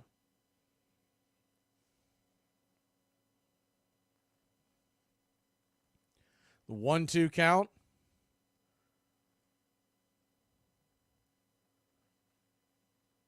Third pitcher of the inning for the Blue Jays. The pitch, swing and a miss. Strike 3. And that'll end the inning. Ozuna will head to the dugout, but not before your Atlanta Braves put 4 on the board. It's 5-5 here in Cool Today Park. Well, I'm absolutely furious because I spent all evening drinking something called Seedlip, which is quite delicious, but it turns out it's non-alcoholic. So I can still feel all my emotions now, and it's 10 o'clock. Dan, I need to talk to you about me bulking up. What do you mean bulking up? Yeah, I've been hitting the gym for a few months, and I need some tubs of protein powder to get bigger, and Mom said she won't buy them without your permission because they're too expensive. Why are you doing this anyway? A little bit for me, but I'm trying to impress my girlfriend, too. What did you tell her? Why does that matter? I want to know what you told her. Last time you lied to your girlfriend, you told you were getting injuries from physical combat until she found out you were kite fighting and getting string burn. I didn't know there was kite fighting gloves, okay? With the score tied 9-9 in the bottom of the 9th, and Ralph Terry on the mound for New York, Bill Mazeroski came to bat. Here's a swing and a high fly ball going deep to left. This may do it. Back to the wall goes Berra. It is over the fence. Home run. The Pirates win. It was the first time the World Series had ever ended with a home run. We have seen and shared in one of baseball's great moments. Bill Mazeroski's home run in 1960. 7 games, Pirates, in Pittsburgh. We beat them 12-0, 10-0, 16-3. We're into the last inning. We tie it up. Mickey made an amazing base running play, a little head fake, and Bill Mazeroski steps up, and Ralph Terry hangs a slider, and Bill Mazeroski hits it 420 feet, and the Pirates win the World Series. I still heard about it. I still feel bad about it. Ladies and gentlemen, Mazeroski has hit a 1-0 pitch over the left field fence at Forbes Field to win the 1960 World Series for the Pittsburgh Pirates by a score of 10-9. It was terrible. I'd been with the Yankees 10 years at that time, and I cried all the way home on the airplane. I just couldn't quit, you know. It's the worst I've ever felt in my life. It's the only time that we ever played in the World Series where I felt like the best team got beat.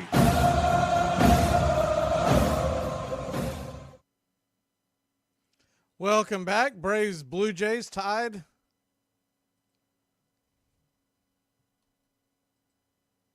Five apiece.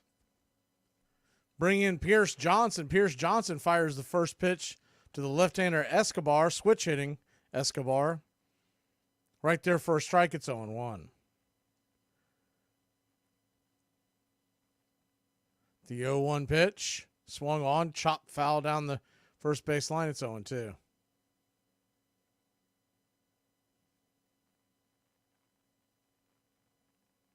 So an 0-2 count.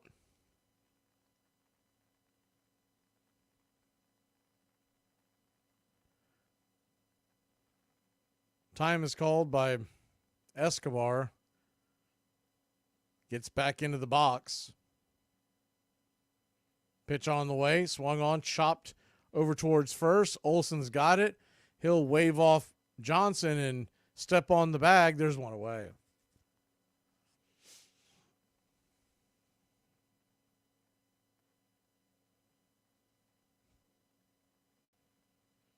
We'll be back at it tomorrow for the Dodgers-Padres game. Wasn't sure how I was going to be able to do this, but I snuck about a 45-minute combat nap in between this morning's game to today's game. So this is a really long day. It feels long. I'll put it that way. I'm getting a little loopy. I'm like, man, it's only 3 p.m. I feel like I've been up for days. Not tired, just lack of an idea of what time it really is. The 0-1 from Johnson, fastball misses wide, 1-1. Got up about 4:30 this morning to get ready. And speaking of fantasy baseball, Goat, I got into the world of fantasy baseball for about 5-10 minutes and realized, man, you got to get and firing everything up. There's a bunch of stuff I have to send off to the radio stations. I barely got everything up in time. It's all fantasy baseball's fault. The 1-2 was fouled off. We'll do it again at 1-2. And didn't accomplish a thing. I didn't make a move or anything. I was just reading and, I didn't know this guy was hurt and that guy was hurt.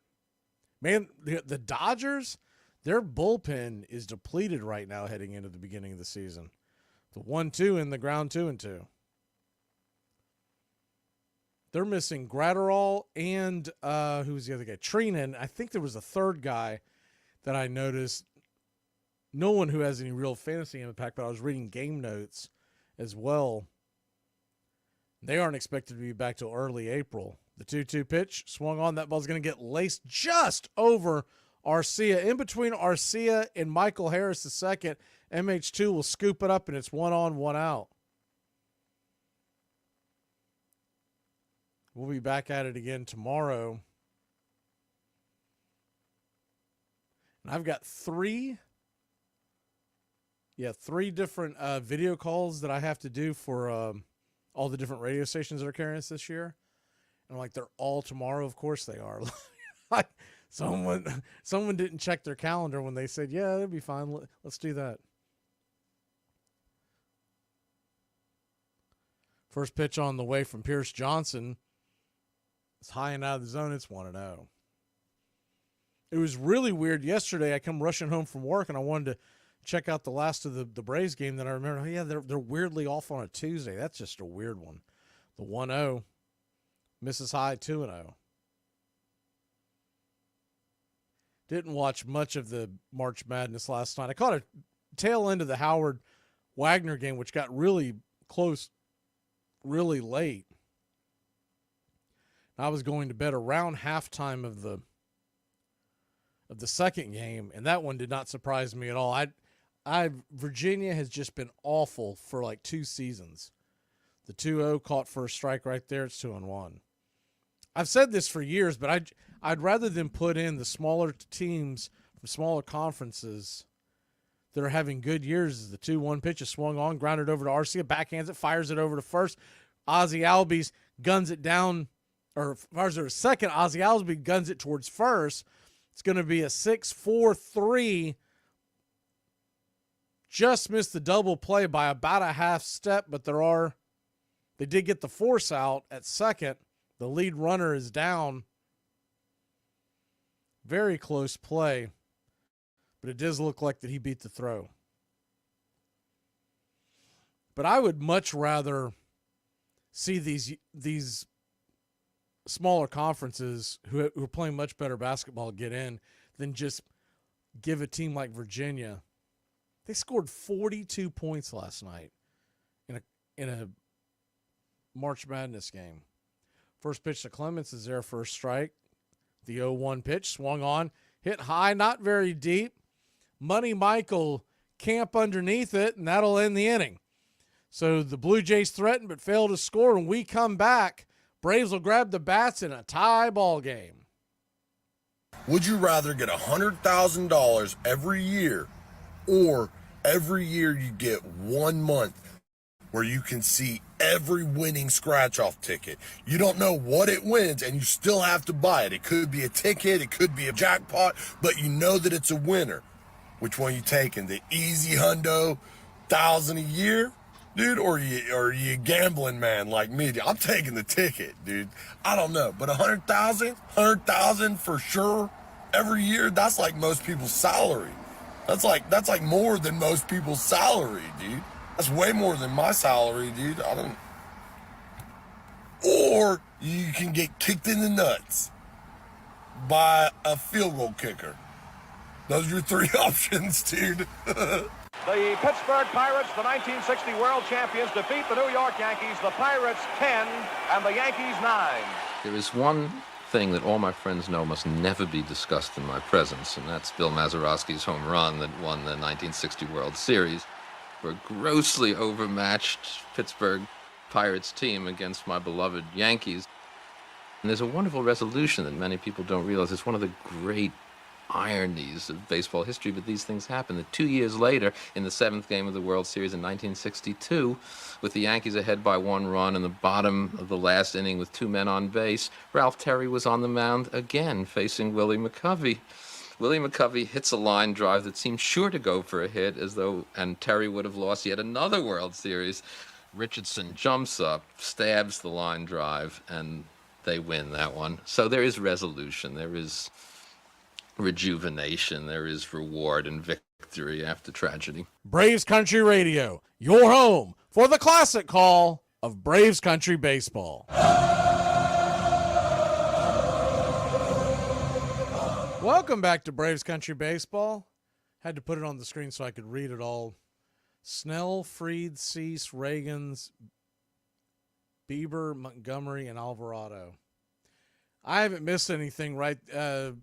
Jordan Montgomery still hasn't signed with anybody.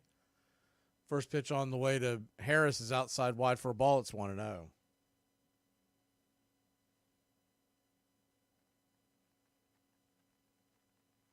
The 1-0.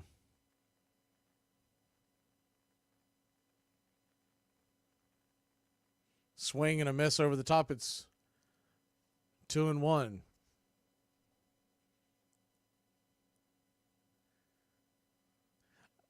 I do wonder if Philly's going to stick with Alvarado all year long. If they're going, the guy that they'd been rumored to go get is the 2-1 pitch is swung on, tapped over the pitcher's head. It's going to be a 6-3 putout as the shortstop gets into play.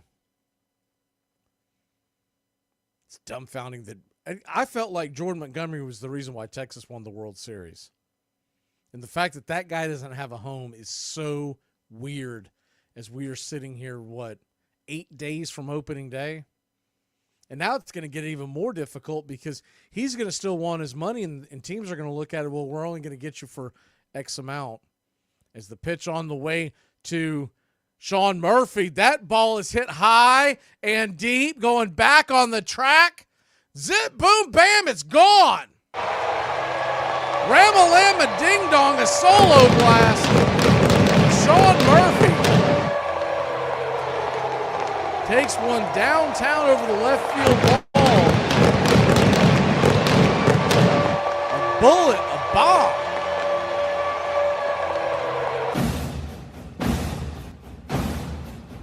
He jacked that sucker. It was a no-doubter. My only question was, would it stay fair? It stayed plenty fair. Braves lead at 65.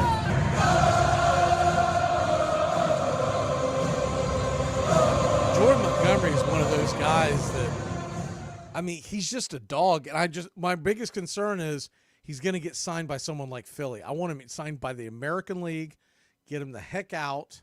It's bad enough we got Blake Snell in the National League now. That's going to be a pitching change for the Toronto Blue Jays, it looks like. We'll stay right here with you as they're making a quick pitching change. The fact that he is still not – it was funny, though. I was listening to a national baseball podcast. I mean, I must listen to about a dozen of these throughout the week just to try to get as much insight and other looks as I can. And they were honestly trying to almost compare the fact that Lorenzen wasn't signed like he was deserving of a big contract. I'm like, dude, Michael Lorenzen is batting practice. There's no way that I would give him anything more if I was a contender. Now, if you're a team that's on the outside looking in, you're wanting to eat innings, yeah, I could see giving them 5 a year or more. But if you're a contender, I'm not giving him much more than a veteran minimum.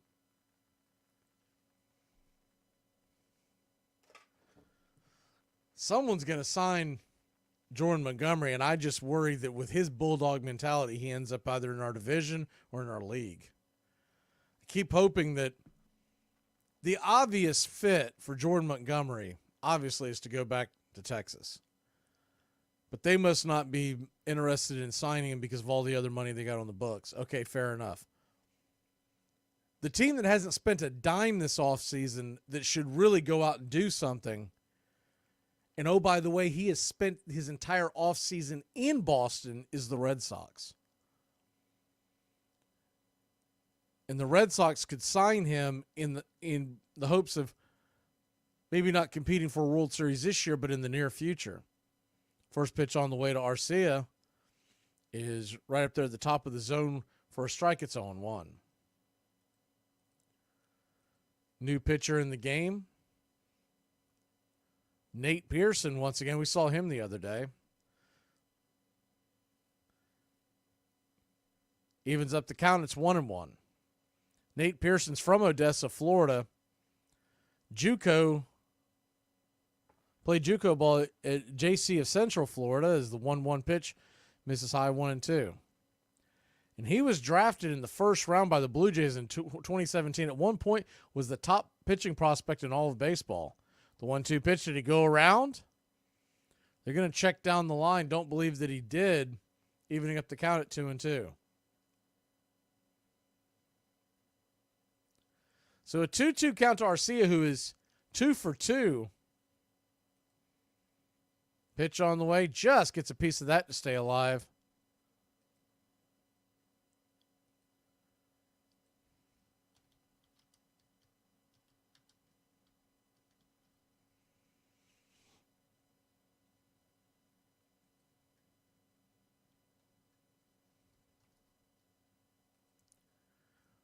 Braves 6, Blue Jays 5. Once trailed this game 4-0 and 5-1. The 2-2 pitch from Pearson, 97 miles an hour, misses high. It's 3-2.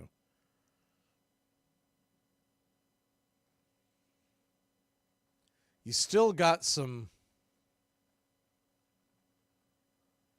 interesting players that are still out there in the free agent market as the 3-2 pitch misses. Ball 4. Garcia's on base once again.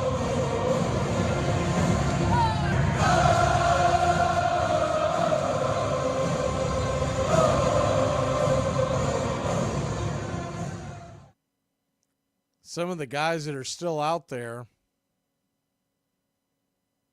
as I'm updating this list to make sure that first pitch on the way to Kelenic. He puts a charge into that one. That's going to get down for a base hit. Arcia was pinch ran for. Runner will go from first to third.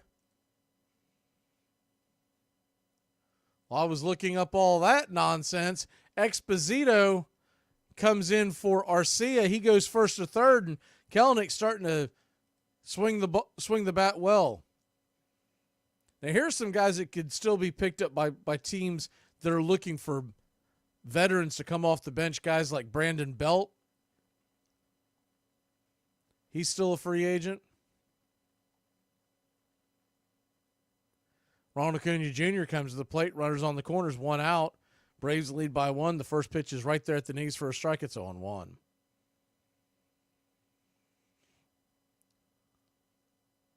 Brad Boxberger, the relief pitcher, he's still available out there. The 0-1 pitch, swung on, popped it up high in the sky. This should be deep enough.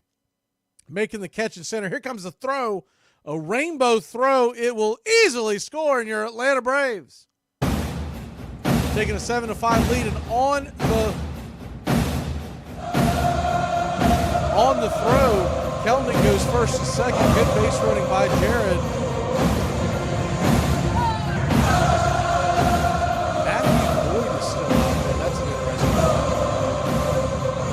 Some of these names that have already retired. Archie Bradley retired. Michael Brantley retired. Saw that Matt Wisler retired the other day.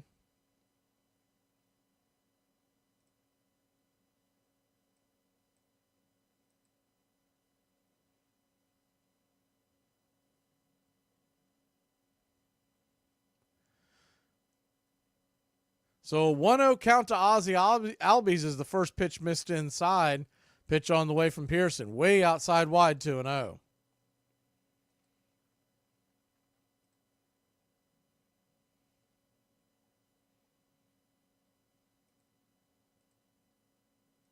The 2-0, runner on second. Swung on and just over the top of that one, 2-1.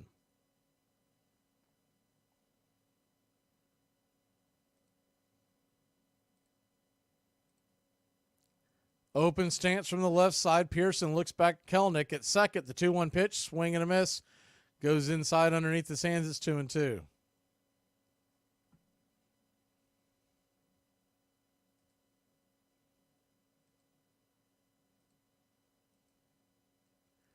The 2-2. Pitch on the way. Down and in. Did he go around? They're going to say he did, and that'll end the inning. But not for your Atlanta Braves. Put another run on the board. We'll be back in a flash here on Braves Country Baseball. If Earth is the third planet from the sun, doesn't that mean that every country is a third world country? I've become, maybe to a fault at times, because I still question myself, is I'm so much about the person now, you know? And I remember like Pat Gillick telling me, being the Blue Jays GM, when he started, and he was 70% talent, 30% makeup character, and then over time, it was 60-40. And I got to tell you, I feel like I've gone to like 55-45 talent, makeup character. So then you start doing work on the person, on the teammate, on the guy. People say they're great competitors, but sometimes it's talk. I'm a big believer, especially being a parent now. Players make others better. I've seen it. Took a while to see it, but I see it. A coach can only do so much, a manager can only do so much, but peers can really impact. I think about it with my kids. Who they're around is an impact as well. So you fill a clubhouse instead of having two guys like a Blanco and a DeRosa. I've kind of flipped that. I'm like, you better have like 24 or 25 and maybe one or two that are on the border of pass-fail, to me. Armchair. Kurt Flood of the St. Louis Cardinals. Here's the pitch, swing and a miss. The glare is that I don't particularly like you, and I am going to beat you any way I can. It is concentration of trying to block out 50,000 people either for you or against you. It is trying to remember all of the things that make you a good hitter and trying to make them go into action immediately, right now. I need it right now in order to do this against this great pitcher. He's a major leaguer too, so you have to give him credit. Incredible things go on inside your head. Curt Flood went on to become a solid 300 hitter, the best defensive center fielder in the game, winning 7 consecutive Gold Glove awards. Welcome back.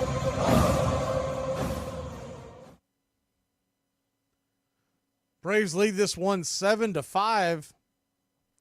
We head to the top of the 7th.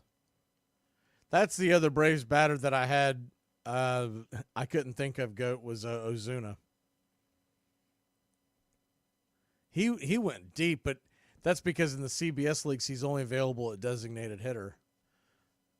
I was like, that dude bombed 40 home runs and 100 RBI. I'll be okay with him as my DH. First pitch on the way is a check swing foul. 0-1. Jackson Stevens appears to have made himself opening day roster.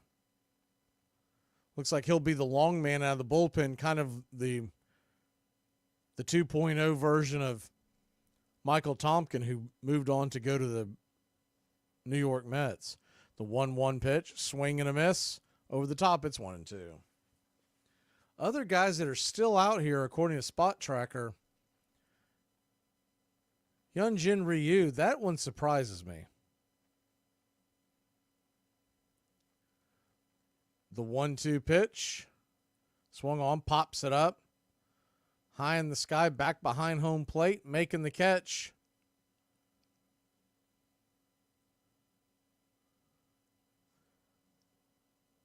One away. Some of these guys may just wait for an injury and then pounce. Julio Urias, who's been cleared of charges but not cleared by Major League Baseball. 27-year-old. You know how much money that kid cost him? He cost himself so much money.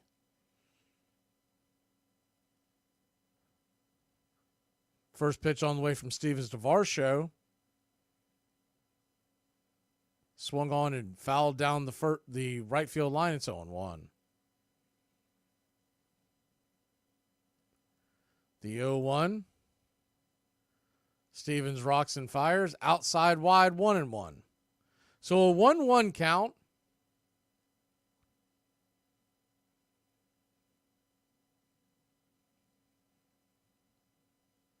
For those who didn't follow it, Julio Urias had another domestic violence incident. He had one a few years back.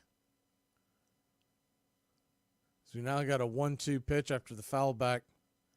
Stevens trying to put away Varsho. The 1-2 pitch, swung on, fouled back out of play. We'll do it again. So ironic considering the fact that how many Dodger fans gave Braves fans so much flack about Ozuna's trouble with the law. The 1-2 pitch, swung on. That ball is belted down the right field line. It'll be plenty foul, but it's also plenty gone. Could not keep it straight, or that would have been about a 420-foot dinger.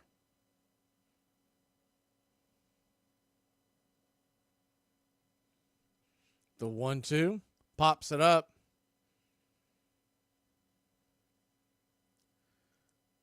Now, Goat, is Jordan available to play outside of DH in your league? Because there's some leagues where he's only DH. But I believe Yahoo's got him in outfield. And Yahoo has Ozuna at outfield as well. The 1-2, swung on and lifted, foul and out of play. We'll do it again. I think a lot of people overthink that one.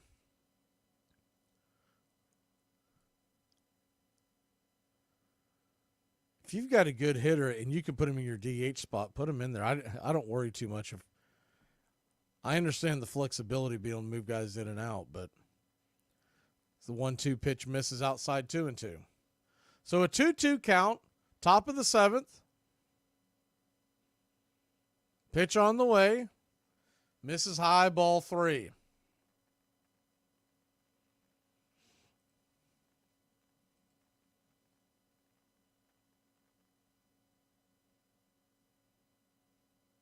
The 3-2 from Stevens. Swung on, pops it up. It'll stay in play. High in the sky over by third base. Making the catch. F5 if you're scoring at home. 2 away. Bunch of starters have now sat down.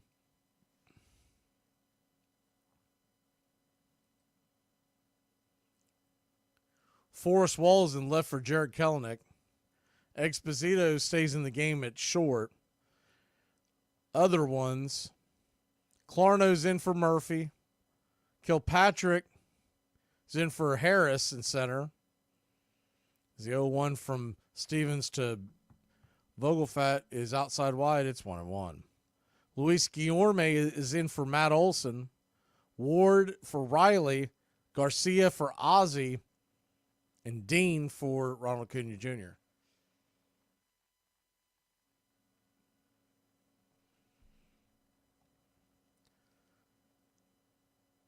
The 1-2. Stevens comes set, lets her fly. Swing, and that ball's lifted high into center field. Not very deep. Making the catch is Kilpatrick, and that'll end the inning. So 3 up, 3 down. We'll head to the bottom of the 7th inning. Get up and stretch, Braves country. Braves lead it 7-5. All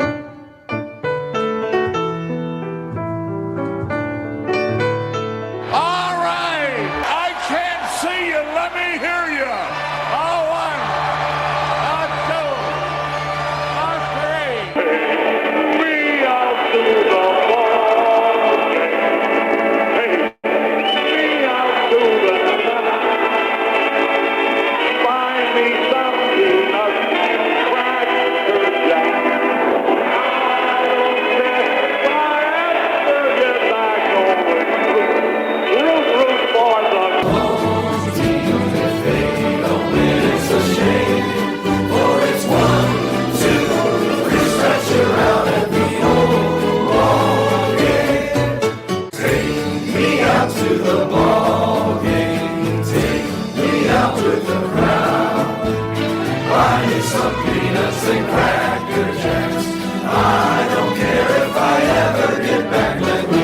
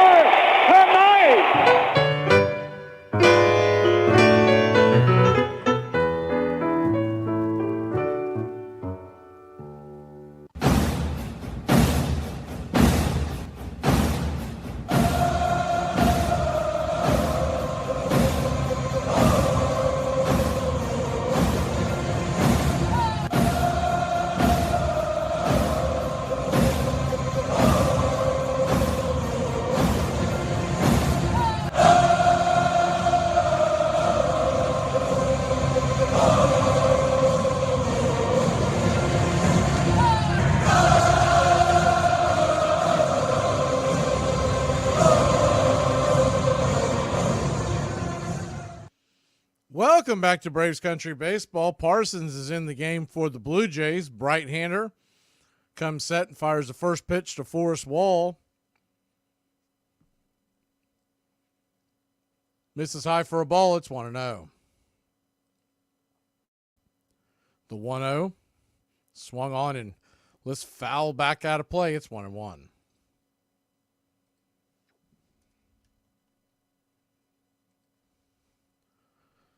One count.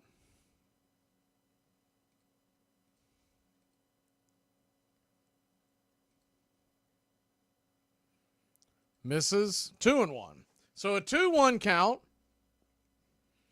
Forrest Wall, who appears to be set for the opening day roster. I'm glad to see he's going to get the chance, although you do worry about is the 2-1 pitch is fouled back. It's 2-2.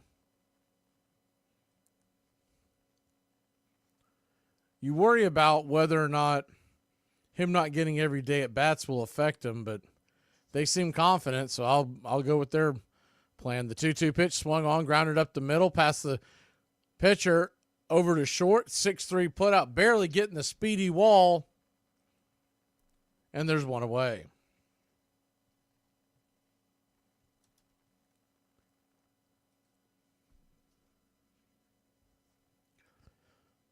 Bottom of the 7th, Braves lead at 7-5. Luis Guillorme, you know, now that he's not in Met anymore, I can tell you he's always been one of my favorite players because he doesn't wear batting gloves. First pitch on the way to Guillorme is right there at the knees. Down and in for a ball. It's 1-0. The 1-0 called for a strike just above the caps over the dish. 1-1. Did they call that first pitch a strike? The pitch on the way doesn't matter. Gets sliced into left field. It's going to get down for a base hit.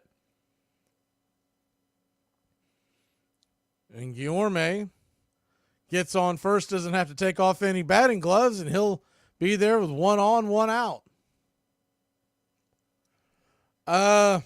They vary, Goat. They vary anywhere between 50 and 150. I've got one big league I've been in for years. Same guys that I don't even mention that one. That one's way too high. First pitch on the way to Parsons, is fouled back out of play. It's 0-1. You go 1 inside, hits Stevens. Lance Stevens is going to head on down to first. Ball just kind of clipped him in the arm pad, and that'll bring Kilpatrick to the plate. They get to this point of the spring, you really wonder why they don't just end these games at like 7 innings.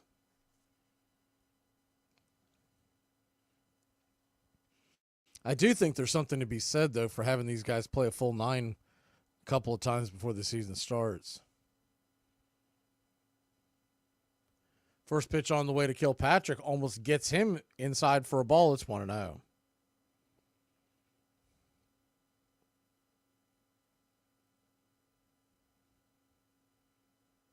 Yeah, I'll let you know. We normally have at least one guy dip out. The 1-0, down and away, 2-0. Do you want in on the free trophy league as well? So a 2-0 count. Runners on first and second, 1 down. Swing and fouls it straight back. It's 2-1.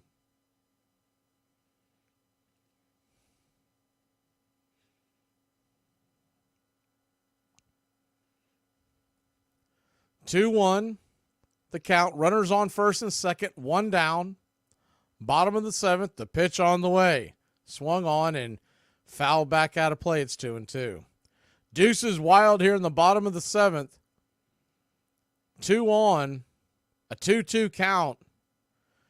Kilpatrick, who is in for Michael Harris II, the number 6 hitter, the center fielder, sits in. The pitch is on the way, swung on, hit over towards the right-hand side. It's going to try to attempt a double play, but they'll just get the force at second.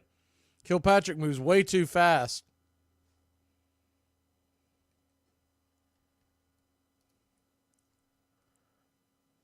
That was a slow developing double play. So you'll have runners on first and third. 2 outs with runners on the corners. And Clarno, who's in for Sean Murphy, stands at the plate. First pitch, down and in for a ball. It's 1-0.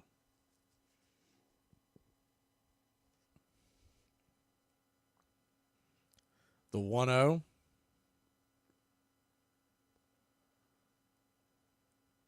Parsons comes set, lets her go. Right there for a strike. 1-1.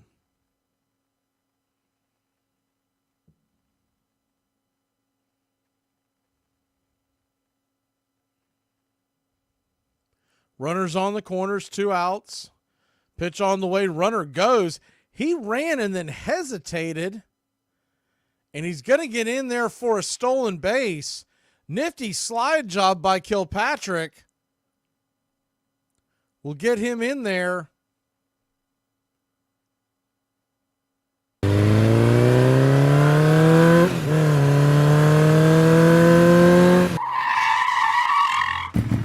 Kind of a hop step slide.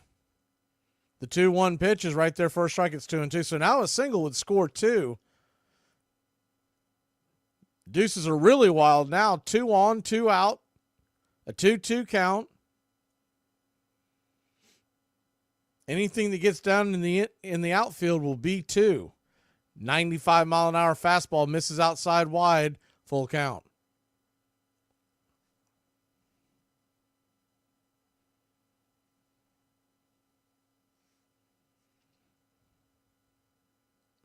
Parsons comes set right there at the knees, but just inside and down, they're calling it. So that's going to load the bases. Bases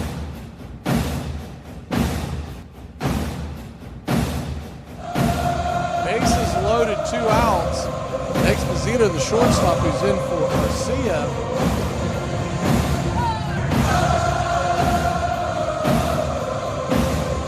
It's going to be the batter.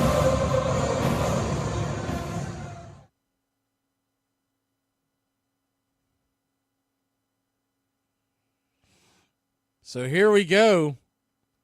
Bases juice, Braves up by 2. Could really break this thing wide open. You can get one in the gap. You got speed on first and second. First pitch on the way. Down and away for a ball. It's 1-0.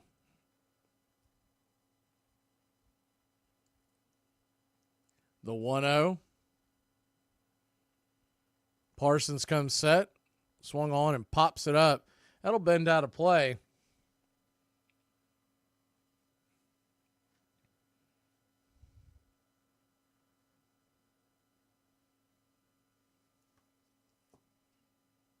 One, bases juiced, 2 outs.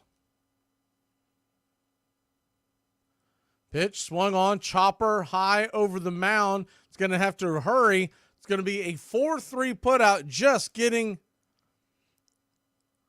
the hustling shortstop down the line of Exposito. We will be back in a flash. The Braves lead it 7-5. We head to the 8th. Diabolical. Call the police. This has got to be illegal. Listen, oatmeal, cereal, bacon and eggs, biscuits and gravy. These are breakfast foods, okay? Don't you ever hand me a hot dog at 6 o'clock in the morning talking about, you want breakfast? Because I will feed you a knuckle sandwich for your breakfast, okay? I will punch you in your chest. For those out there that wanted to know, I'm going to go ahead and address that. I'd love to hear it. Tyler Matzik was throwing 1,000 miles an hour. He was throwing rise balls at 1,000, and he was throwing it right down the middle, and nobody could hit it. Never seen it like that. It was unbelievable. Look, listen, I tried, y'all. I remember you struck out, you hit your bat. Yeah, you know what's coming. Fastball. That's what it's doing. And he was letting that thing rip, man, and it was coming in hot. You're a rapper. You're mediocre. You're nobody. Rappers are nobodies. You didn't know that? They don't write they. You don't make your beat. You look at a phone. They came to an agreement about a drug testing policy that had so many holes in it that there was no way a player, unless he is just dumb as a rock, was going to fail under the guidelines that they set forth. And that's been the question. Is it possible to have a renaissance and a calamity at the same time? It all depends on what your barometer is. What is your measure? If your measure is money, and only money, then yeah, it was possible because people in this game made more money than ever. But if your barometer is something more than that, if your barometer is integrity, is in having people look at you and believing in your sport, not just going to the games, but believing in your sport, then it's not possible. Welcome back. First pitch on the way from Jackson Stevens, who's back out there. 19th pitch of the outing, misses high and inside for a ball. It's 1-0. Stevens pitched the entire 7th inning, has not gotten a strikeout, but it was a clean inning. The 1-0 misses inside, 2-0. So a 2-0 count.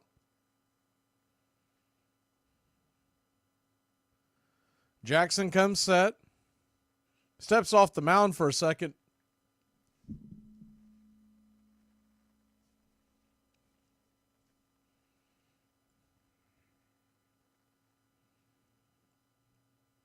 Braves 7, Toronto 5. Top of the 8th. The 2-0 misses high, 3-0. Well, they must have hit him with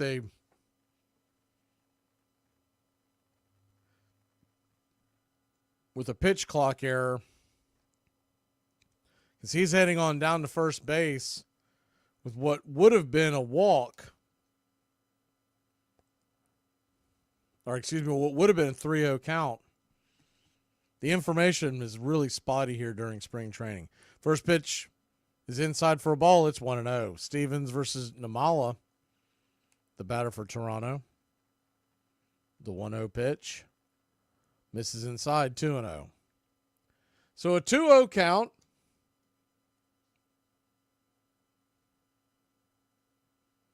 Righty-righty matchup.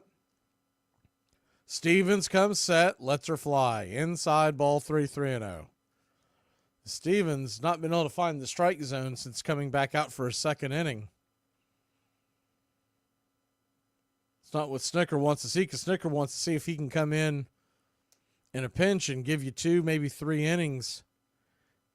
He would be designated as the long man as the 3-0 counts right there for a strike 3-1. He'd be a guy that would come in if a starter couldn't get the job done, as the 3-1 is right there for a strike 3-2. Possibly a guy you would lean on in extra innings. Runner on first, nobody out. The 3-2 pitch swing, and that ball's whistled down the left field line, but plenty foul. We'll do it again.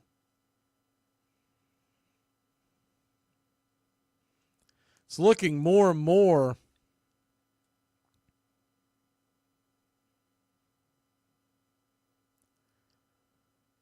like the way the bullpen's going to lay out. Now, I do expect a lot of movement throughout the year. I think we're going to get guys. I think you're going to see plenty of Ken Giles as the 3-2 pitch misses high, ball 4. One of the problems you're going to have with Giles, though, if you send a guy like Giles up, you've got to keep him up there. And I think that's why the Braves want to make sure that he's ready to roll, because he would be a guy that you could claim off of waivers.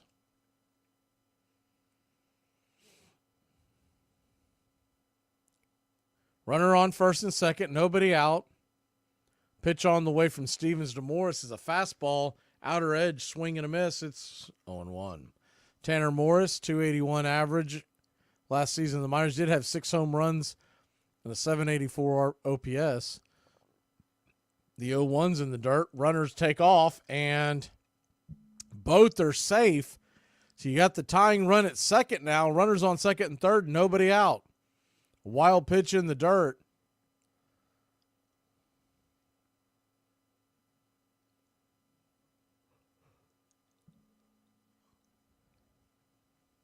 Pretty good throw down there to third. That one once again looked like it was close. That wasn't as close as the one. Arcia definitely got the tag earlier in the game. The 1-1, swing and a miss outside, 1-2. But you don't get a lot of situations where they will challenge in spring training, because the managers just don't have the interest in it. And you also have less camera angles. The 1-2 pitch misses high, 2-2.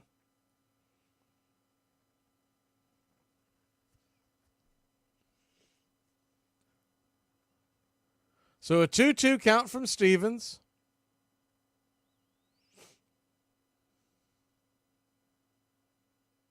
Pitch on the way. Sliced foul down the third base line. We'll do it again. It's 2-2. Yeah, that was a high throw. I also think he was trying to. Jackson Stevens ducked at the last second, so that might have affected his throw. But then again, if that pitch wasn't in the dirt, neither one of those guys are standing on second or third. The 2-2 pitch misses high, 3-2. The Jackson Stevens can't find the zone. That's going to be an issue. So he may not automatically make the squad, because if he's walking folks left and right, be interesting to see if Snicker still decides to keep him. The 3-2 pitch, outside wide, ball 4. The Jackson Stevens, who pitched pretty well in that first inning, has now walked the bases loaded with nobody out. And considering this is one of his last dress rehearsals, Snicker's going to go out there and get him. It's not what Jackson Stevens wanted to do, I'm sure. He'll hit the showers, and we'll introduce the pitcher when we come back. Braves lead it by 2, but the bases are juiced and nobody out.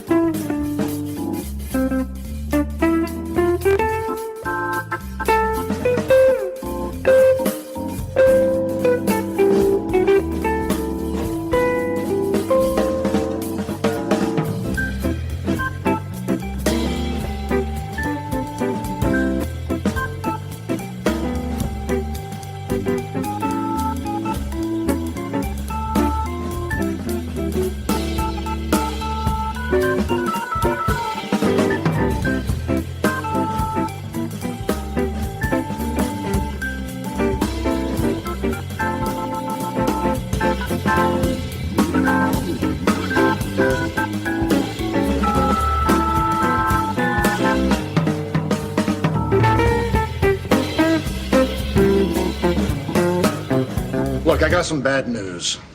I guess there isn't a good way to tell you something like this. Your goduncle died. My goduncle? There's no such thing as a goduncle. Yes, there is. It's your godfather's brother. You remember your goduncle, Charlie. Oh. Yeah, you know, as much as I'd like to pay my respects, catch up with my god cousins and meet the god neighbors, I have some urgent business that just can't wait until later. All right, here's your popcorn and the remote. There, enjoy your show. Welcome back. What's up, Braves country? Hope y'all are enjoying spring training and looking forward to a great Atlanta Braves 2024 season. See y'all at the ballpark. Okay. Bases loaded, nobody out. Hughes, the pitcher. First pitch is swung on and missed. 0-1 is followed up by a swing and a miss strike over the top. It's 0-2. Jonathan Hughes, 3.08 ERA last year in the minors. The 0-2 pitch, swing and a miss, strike 3. Pulled the string on that one. Jonathan Hughes is from Decatur, Georgia.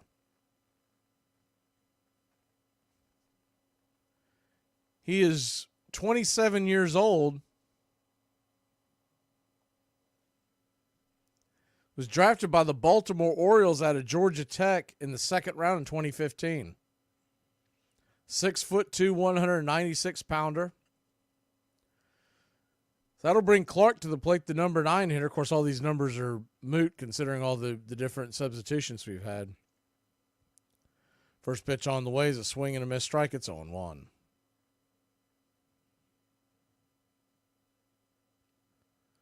The 0-1. Righty lefty. Hughes fires. Down and away. 0-2.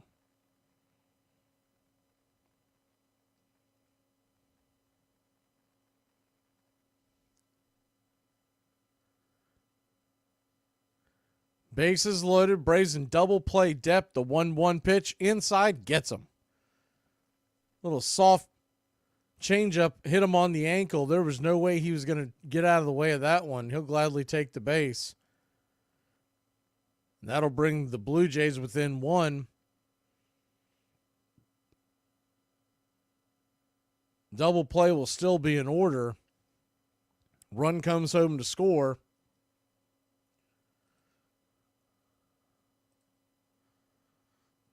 Bases loaded, 1 out. Stuart Baroa, the 24-year-old from the Dominican Republic, is the batter. Righty-lefty matchup. He takes a hack at the first pitch, fires it straight back to the screen behind home plate. It's 0-1.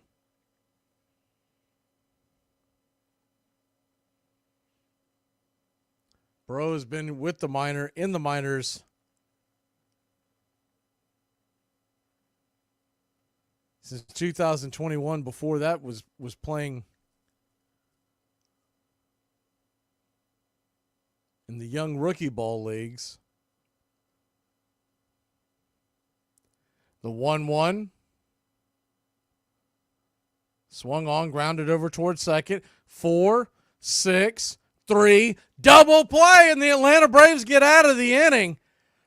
That was a perfectly placed ground ball to get us gone. We'll be back in a flash. Braves will grab the bats, try to extend this lead as we head to the break. I'm sure of it. I hate him. He's drunk. In vino veritas. Ajay Coragis. Come on, boys. We don't want any trouble in here, not in any language. That's Latin, darling. Evidently, Mr. Ringo's an educated man. Now I really hate him.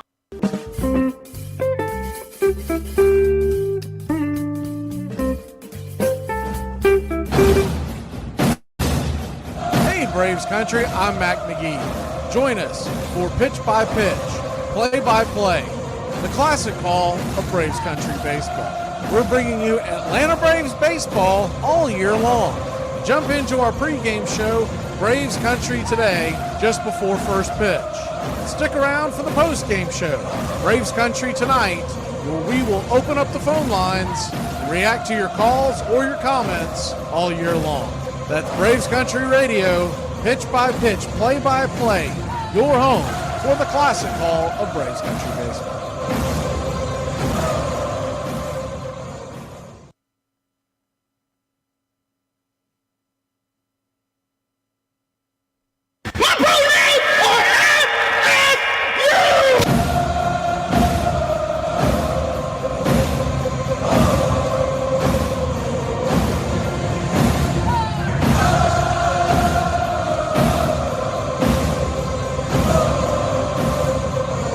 What are you thinking about? Marriage? Family? Well, they're prisons. Man-made prisons. You're doing time.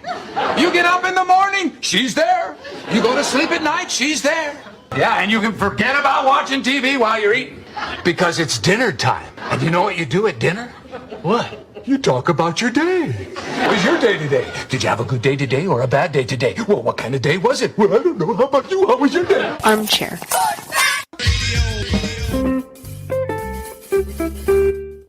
Welcome back. Parsons is back out there. Throws the first pitch in there for a strike. It's 0-1. The 0-1 righty-lefty matchup. This is high and out of the zone. 1-1.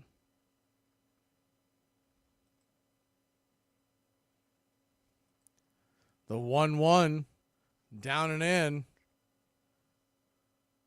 Looks like he held up there. Ward, the batter, 2-1. So a 2-1 count to Nick Ward, the 28-year-old out of Kenneth Square, Pennsylvania. Takes the pitch down and in, 3-1. Drafted in 2018 by the Oakland A's. The 3-1. High and outside the zone, ball 4. So Atlanta leading 7-6, bottom of the 8th inning.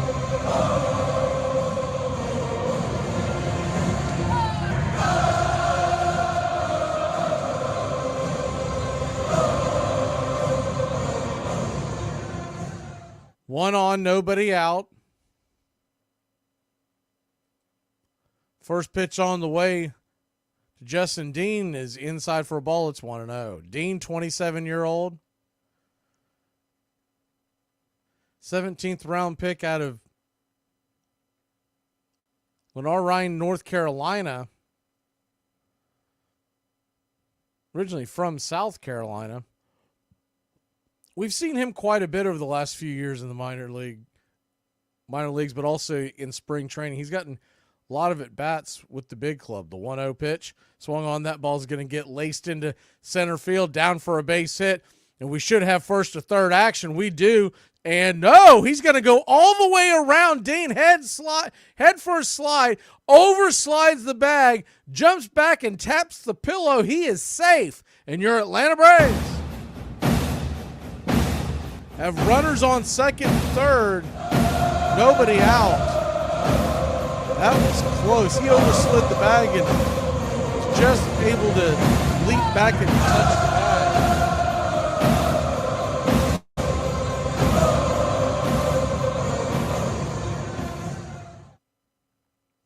Runners on second and third, nobody out. Garcia will come to the plate. Righty-lefty matchup. Lurie Garcia, former White Sox, takes the pitch downstairs for a ball. It's 1-0. Lurie Garcia, now 33 years old. It is hard to believe he's 33 already. I remember when he was a prospect. The 1-0, swing and a miss over the top. It's 1-1. Garcia out of the Dominican Republic, Santiago, spent his entire career with the White Sox since 2013. He did play a few games for Texas in 2013 before being traded. The 1-1 pitch swung on, hit hard on the ground, but the infield is drawn in. It's going to be a 4-3 putout. Thought maybe Garcia would have an outside chance that when in the offseason when I saw the signing, he could be a bench piece, but he just really never hit his stride here in spring training. I would say he'll except going down to the minors and try to work his way back up to the big club. First pitch on the way to Forrest Wall, who has had a great spring. Down and away for a ball, it's 1-0. Forrest Wall came in today hitting .462 from Winter Park, Florida, drafted by the Rockies in 2014. The 1-0 pitch misses wide, zone 2-0. So a 2-0 count.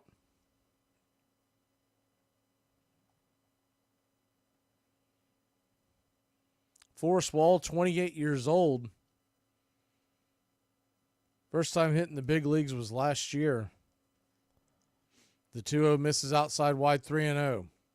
Just flat out, probably the fastest man on the base paths in major leagues. The 3-0, down and in. Ball 4. So the bases are now juiced.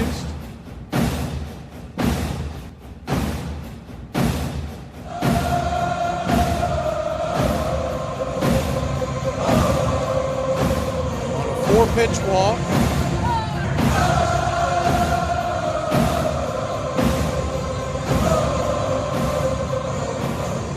Parsons' battery mate's going to go out there and have a quick powwow with him onto the mound. Probably just trying to give him a breather. 1 on, 1 out. Or excuse me, bases loaded, 1 out.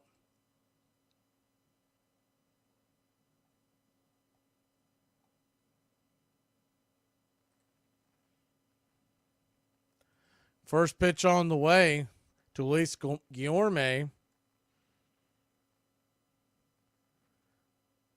It's piped right down the shoot for a strike. It's 0-1.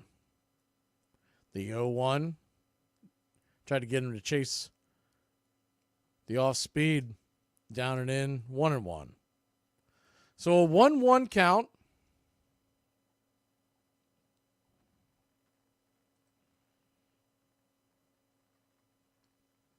Pitch on the way. Righty-lefty matchup. High and out of the zone. 2-1. Guillorme served a single out into left field his previous at bat. He's 1 for 1, batting .278. He's a shoe-in to make the roster. So he gives the Braves a lot of different options coming off the bench. The 2-1 pitch, slice foul back behind home plate. It's 2-2. You like having a veteran on the bench like that for a number of reasons, but one of the reasons is there's going to be weeks at a time where he's not going to get an at-bat. We saw it last year with Charlie Culberson. The 2-2 pitch, chop foul down the first base line. We'll do it again. So bases are loaded, 1 out. Guillorme at the plate on a 2-2 count. Stevens stands on deck. Kilpatrick in the hole. Guillorme takes his time out. Gets back in the box. Pitch on the way. Ball 3. Full count.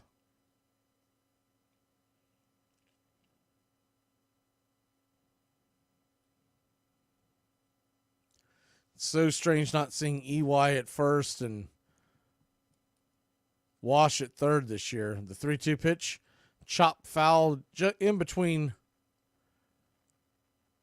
home and first. It'll dribble towards the first base dugout. We'll do it again. They have both gone off to La La Land. Ron Washington, the new skipper for the Angels. EY added to his staff. The 3-2 pitch. Swung on and fouled straight back. We'll do it again. Braves promoted within. Tuiasa Sopa will be your third base coach. I think that's a great idea. It lets other guys in the organization know that if they work hard, they'll get rewarded. The 3-2 pitch. Swung on, chopped over to second. It's going to be a 6. No! Trying for a 6-4-3 double play, but the throw is sailed into left field, and 2 runs will score. Your Atlanta Braves lead at 9-6. It didn't look like a particularly bad throw. I'd like to see another angle on that one.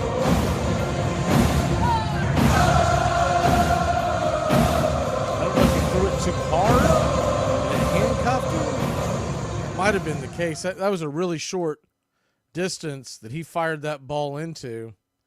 And the Blue Jays are going to make a pitching change. We'll come back and see if the Braves can tack another couple of runs on the board. It's 9-6. Here in Cool Today Park as we inch our way towards opening day. Hey, Braves Country, this is Mac Magee with Braves Country Radio. We are bringing you pitch by pitch, play by play of your Atlanta Braves all year long. Please like and subscribe today. It's free, and it helps us bring you more of the game we all love. Braves Country Radio, your home for the classic call of Braves Country Baseball.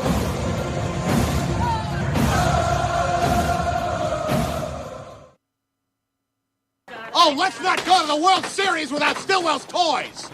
Can you send my baseball? Sure. There. Wow. Avoid the clap, Jimmy Dugan. Wow. That's good advice.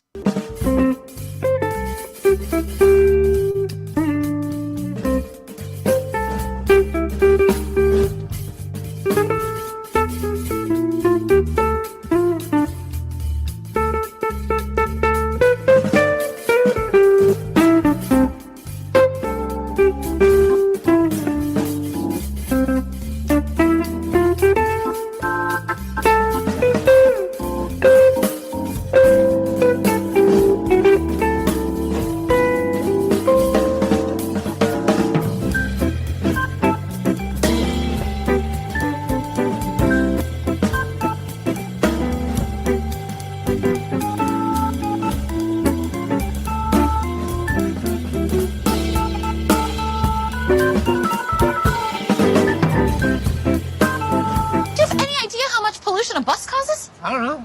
3? 3? 3 what? Pollutions?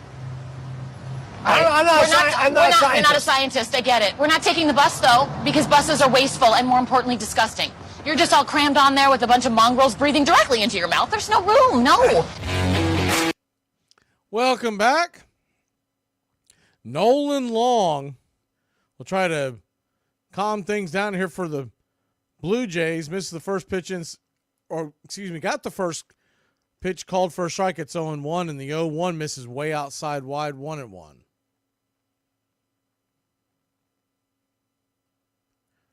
Runners on first and second, 1 out. The 1-1 pitch.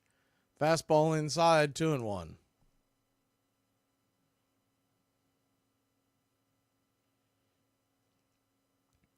And I'm glad the Blue Jays went back to their old logo a few years back. You remember those god-awful, goofy logos that they tried there for a little bit? The 2-1 pitch misses out of the zone, 3-1. So 3-1 count. Runners on first and second, 1 out.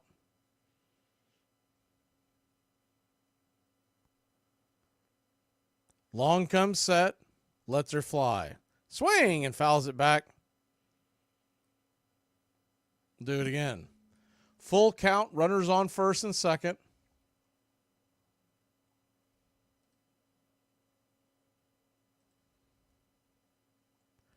Landon Stevens, the batter, 26-year-old out of Hamilton, Ohio.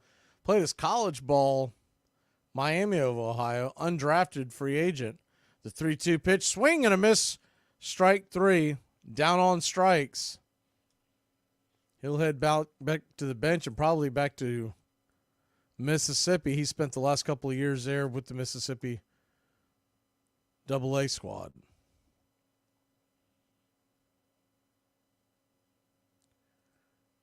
So 2 down. That'll bring Kilpatrick to the plate. He's been a lot of fun to watch this spring. I'd like to see what he can do down the pipe from Stone Mountain, Georgia. Went to College of Central Florida. Not to be confused with UCF. The 1-0 pitch swung on, rifled back behind home plate. It's 1-1.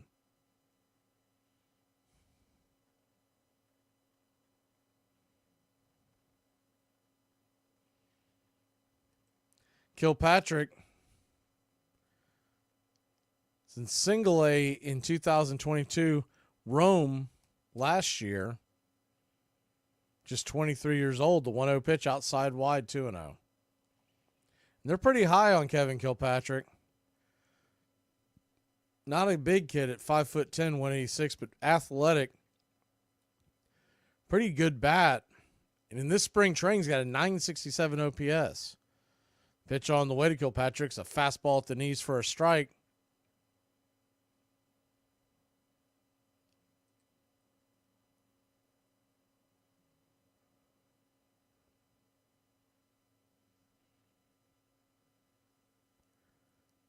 Long comes set. The big right-hander lets her go. Down and away for a ball.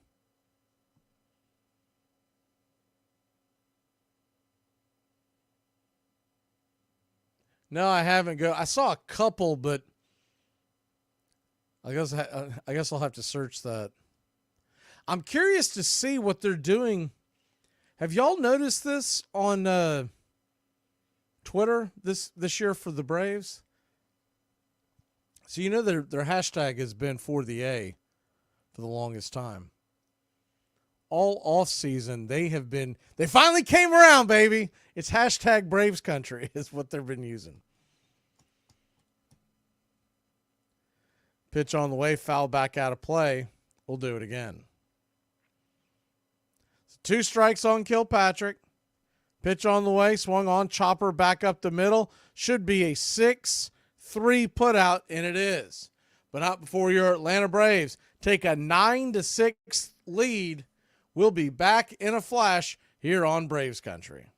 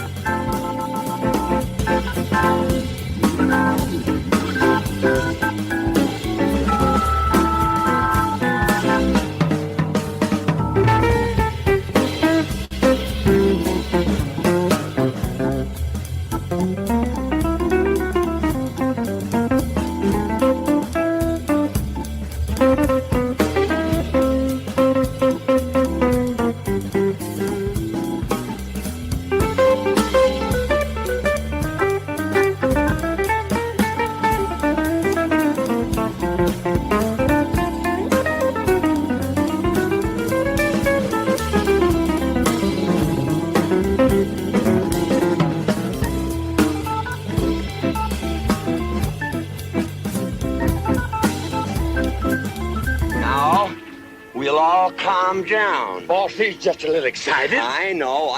I'm going to use good judgment. I haven't lost my temper in 40 years. But, Pilgrim, you caused a lot of trouble this morning. Might have got somebody killed. And somebody ought to belt you in the mouth. But I won't. The hell I will. We're back. Hughes is back out there for the ninth inning. Misses the first two pitches for balls. It's 2-0. The right-hander digs in against Horowitz. The 2-0's called for a high strike inside. Horowitz does not like it. Gives an earful to Blue. It's 2-1. So a 2-1 count. Braves lead at 9-6. Top of the ninth inning. Pitch on the way. Swung on, chopped foul down the first base line. It's 2-2. Oh, yeah, the Padres was pretty bad.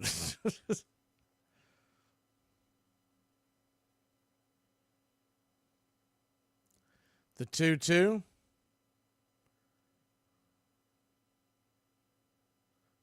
Chop foul again. We'll keep it again at 2-2. The Marlins City Connect, that's the red ones, right? They're not too bad. I just don't know if I could rock that if I was a Marlins fan. It's too loud. 2-2 pitch, misses down and in, 3-2. I feel like there's an age limit that you could wear that Marlins jersey. 3-2 pitch, inside, ball 4. So Hughes walks the first batter. That's not going to impress the brass. We're trying to get the last 3 outs here, leading by 3.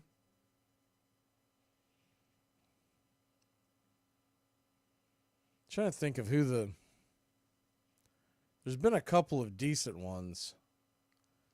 You got the Skull Can out there in Colorado. That's the ones that I remember. Hughes fires the first pitch to Eden. Right-handed bat of Eaton misses outside for a ball. It's 1-0. The 1-0. Outside wide, 2-0. So a 2-0 count. Hughes needs to settle down here.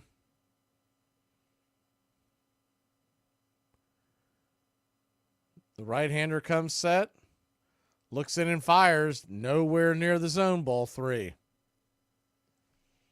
What's worse about that Skull Can one that the Colorado does, it would be bad enough, but then they mirror it with the green pants as well. So I don't think it would be as bad with white pants as the 3-0 swing and a miss. It's 3-1. But you put those green pants on there, old Mr. Green jeans with the skull can, it's just like, what am I looking at here? It's like if there was an arena baseball team, I feel like this would be their jersey. The 2-2 outside, ball 3, 3-2.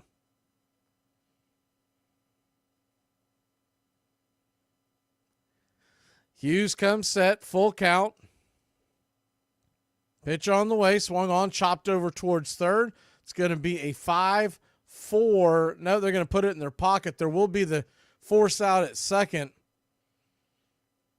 There's a slow developing double play attempt, so we'll stand pat with the 1 out.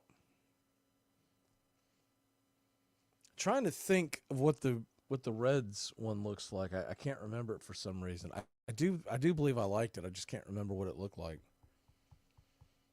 Have the Mets done a City Connect yet? I don't remember seeing that. First pitch on the way to the right-hander McDowell, pinch hitting, misses down low for a ball. It's 1-0. The 1-0.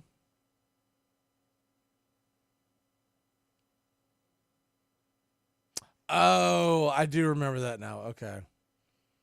I like the Wrigleyville ones, but once again, they mirror it with the blue pants normally, so it looks it's too much. The 2-0 pitch. Woo! That ball is rifled down the left field line. Thankfully, foul. And thankfully, there's a netting there. Someone eating a hot dog would have gotten a mouthful of cowhide. Okay. I hope the Mets ones are hideous. It would just make me laugh. The 2-1. High and inside 2-2.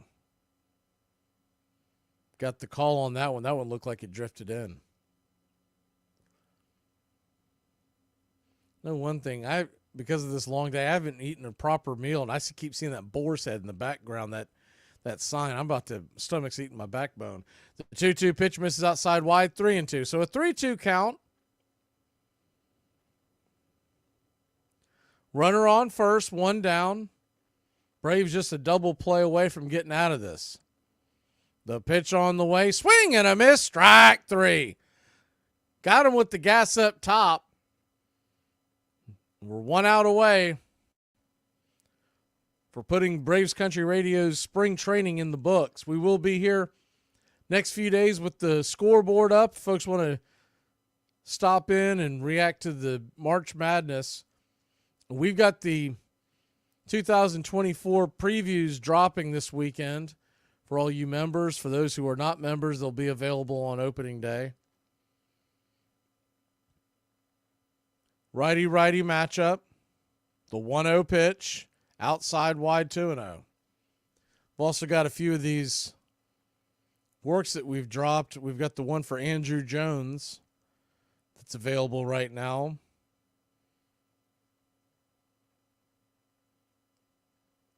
The 2-0 pitch, swung on, fouled straight back. It's 2-1. The one for Andrew Jones is a piece called Where Singles Would Go to Die. Braves Country, a lineup for Braves Country, and then we just dropped this last night, opening day. It's a poem that's just, it's for all of baseball. The 2-1 pitch is swung on, hit high and deep, just underneath the yellow line, almost got out of here. Are they going to say that is a home run? That is a home run. It did get over the, looked like it hit just below, but I guess it ricocheted off the fence behind it and came back into play. It's a little difficult to see these spring training cameras. And some of these replays you get, it's all of it's through netting. You get a better view sometimes. There are better views on your local feed on your sports update on your local affiliate. You know, when they show the shaky iPhone camera video of your local high school football game. They're going to make a pitching change. We'll stay here with you.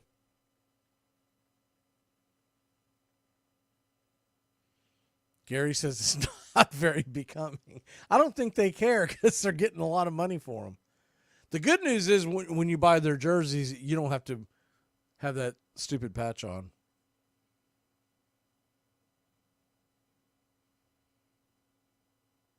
I do agree that I wish it was something that wasn't as gaudy, but I think that's kind of the point, to try to get you to see it. Have the Yankees had a City Connect? I don't remember seeing that. Man, I think that's going to be weird seeing the Yankees wear anything but their traditional uniforms.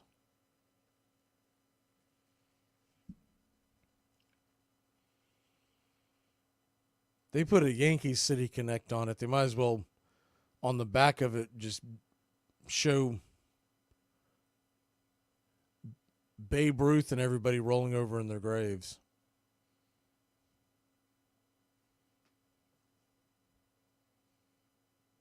But I guess my point of that I've noticed that they've gone to the hashtag of Braves Country.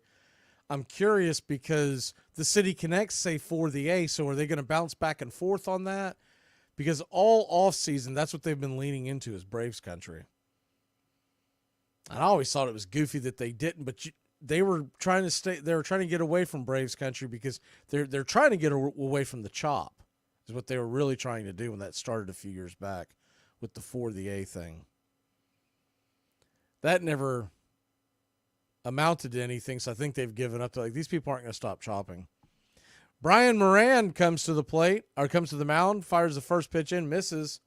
It's 1-0. Moran, Tall left-hander. Starts off 2-0. Says he's 6'4", 35 years old. Man, if he's 6'4", it's only because he's bending over. He looks like he's about 6'9". The 2-0. Pitch fouled back out of play. It's 2-1. You don't see a lot of guys who are still fighting for a job in the minors, born in 1988. He's out of Rye, New York. Drafted by the Mariners in 2009. He is the nephew of B.J. Surhoff, though. How about that? The 3-1 pitch. Swung on. That ball is belted deep into the wind and over the fence. It's 9-9. And thankfully, this guy's not going to be on the opening day roster because that was a tater. Tater bug over the wall. And good night, Irene. The lead is gone. You throw like that, you may not get a spot in the minor leagues.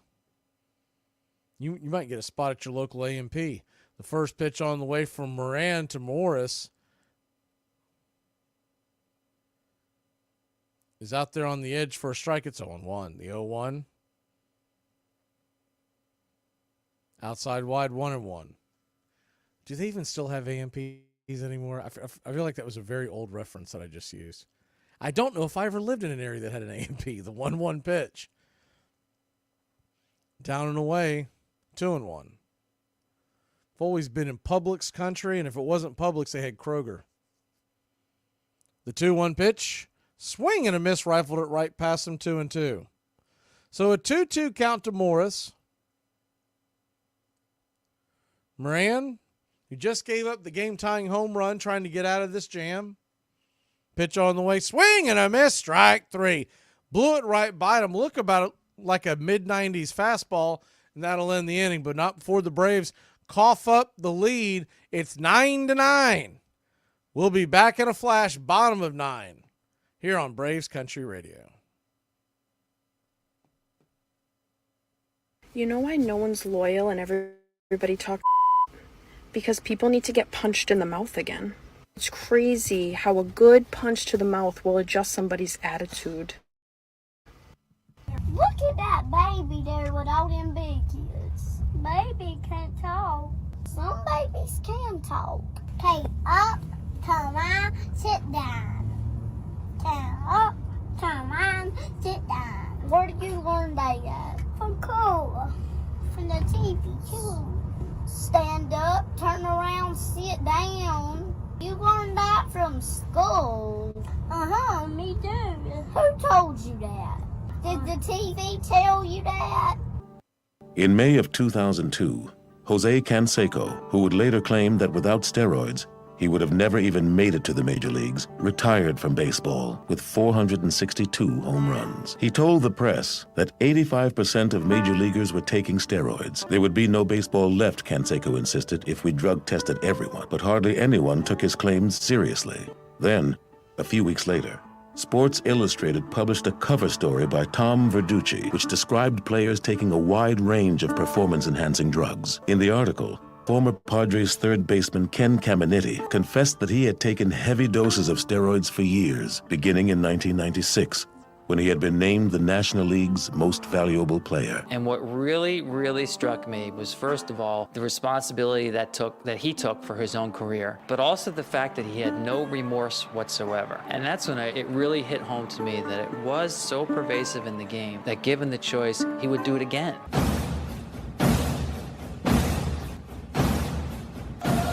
Welcome back. Braves Country Radio. I got to the bottom of the conversation from earlier. A&P shut down from 2015. The 0-1 pitch misses outside wide, 1-1.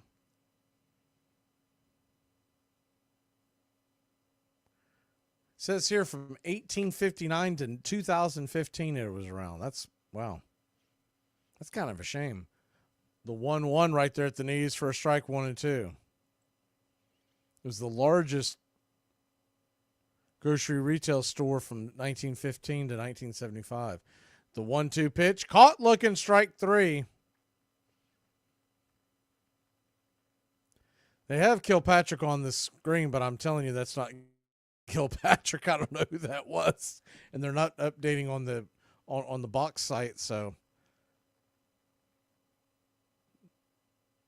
they've got Clarno on the screen. That's not Clarno. Clarno was the catcher. This kid here's pitch hitting. I'm waiting to see the back of his jersey.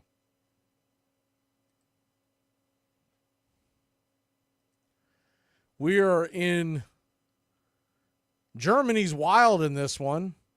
As the 1-0 pitch is booted, and it was hit to shortstop. E6.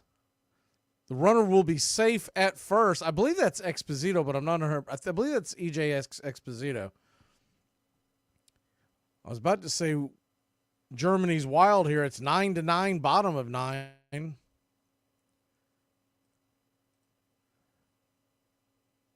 Exposito.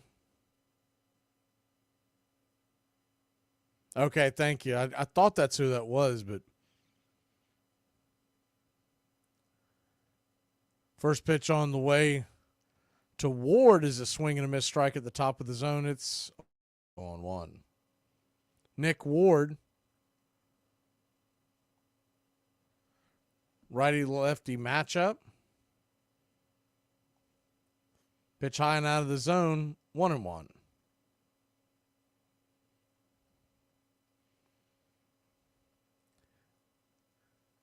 There won't be extra innings unless they've decided that they want to go extra innings. I noticed last night there was actually, as the 1-1 pitch, they're going to flip it back over there and chase Exposito back over to first. I noticed last night that the game went into extra innings of Houston versus Miami. The 1-1 follows it straight back 1-2. Now, they would have to agree to that prior to the game.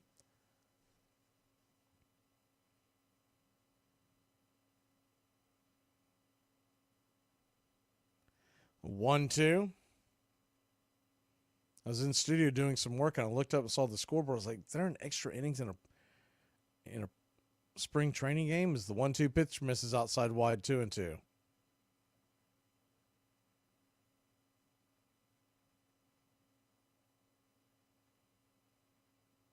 But typically, if you're going to go extra innings, the managers have agreed to it prior to. It's up to the home manager is who it's up to. The 2-2 misses outside ball, 3-2. But hopefully the Braves walk it off. We don't have to worry about all that nonsense. Full count, 1 on, 1 out. Parsons flips it back over to first, trying to catch Exposito leaning the other way. He got underneath the tag. We'll do it again. Full count. 1 down. Exposito. He's got a decent lead. He's going. Pitch on the way. Outside wide. Ball 4. Runners on first and second. 1 out. The winning run stands 180 feet away.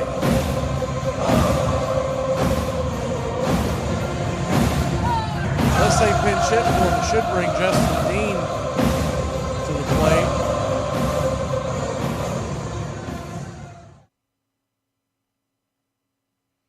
First pitch on the way to Justin Dean. Sign inside for a ball. It's 1-0. The 1-0. Parsons rocks and fires. Swing and a miss over the top. 1-1. So a 1-1 count.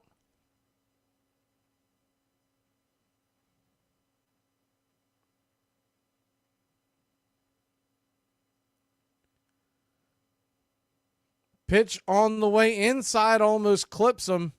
2-1. Braves 9, Toronto 9, bottom 9.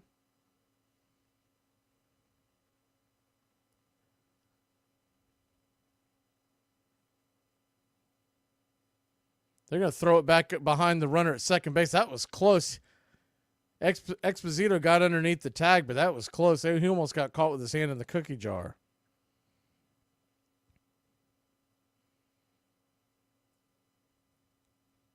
Good move to second and a good tag.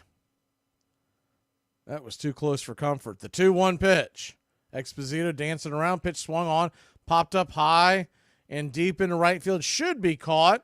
It is at the warning track. And Exposito tags up. And he'll run down to third base. So now he's 90 feet away. So a number of ways you can score without getting a base hit. Wild pitch, an error, a balk.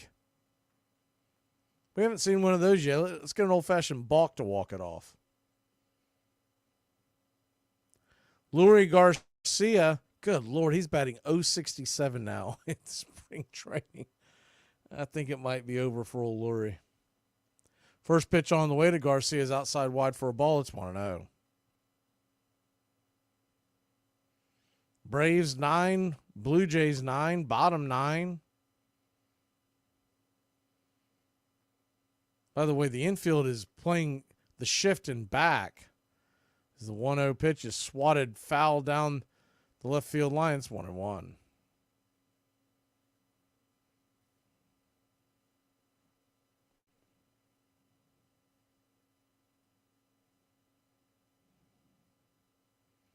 The 1-1.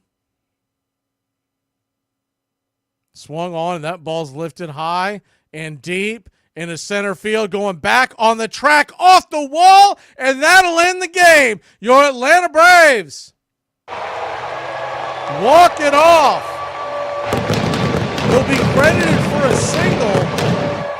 That went off the wall, and if that's the last swing we see Lurie Garcia take here in spring training, he absolutely tattooed that one. Got right in his wheelhouse. Almost got it over the wall. It hit just below that yellow line. Your Atlanta Braves walk it off 10-9. Pretty exciting game, even if it is spring training. Well, that's it. We will see you next time we do Braves baseball. Will be opening day. Braves win. Braves win. Your Atlanta Braves win. We will be back tomorrow, 6 a.m. for Dodgers Padres. And we'll also have the chat up for the opening rounds of the NCAA tournament. We're going to keep it up, essentially, as long as it doesn't interfere with Braves baseball. Y'all have a great one, y'all, and we'll see you tomorrow morning, 6 a.m. for the opening series. It's in Seoul, Korea. Dodgers versus Padres, and I can't wait for this one because Yamamoto is going to be on the mound for the L.A. Dodgers. And Musgrove is going to be on the mound for San Diego, and he's looked really good this spring. Have a great one, y'all.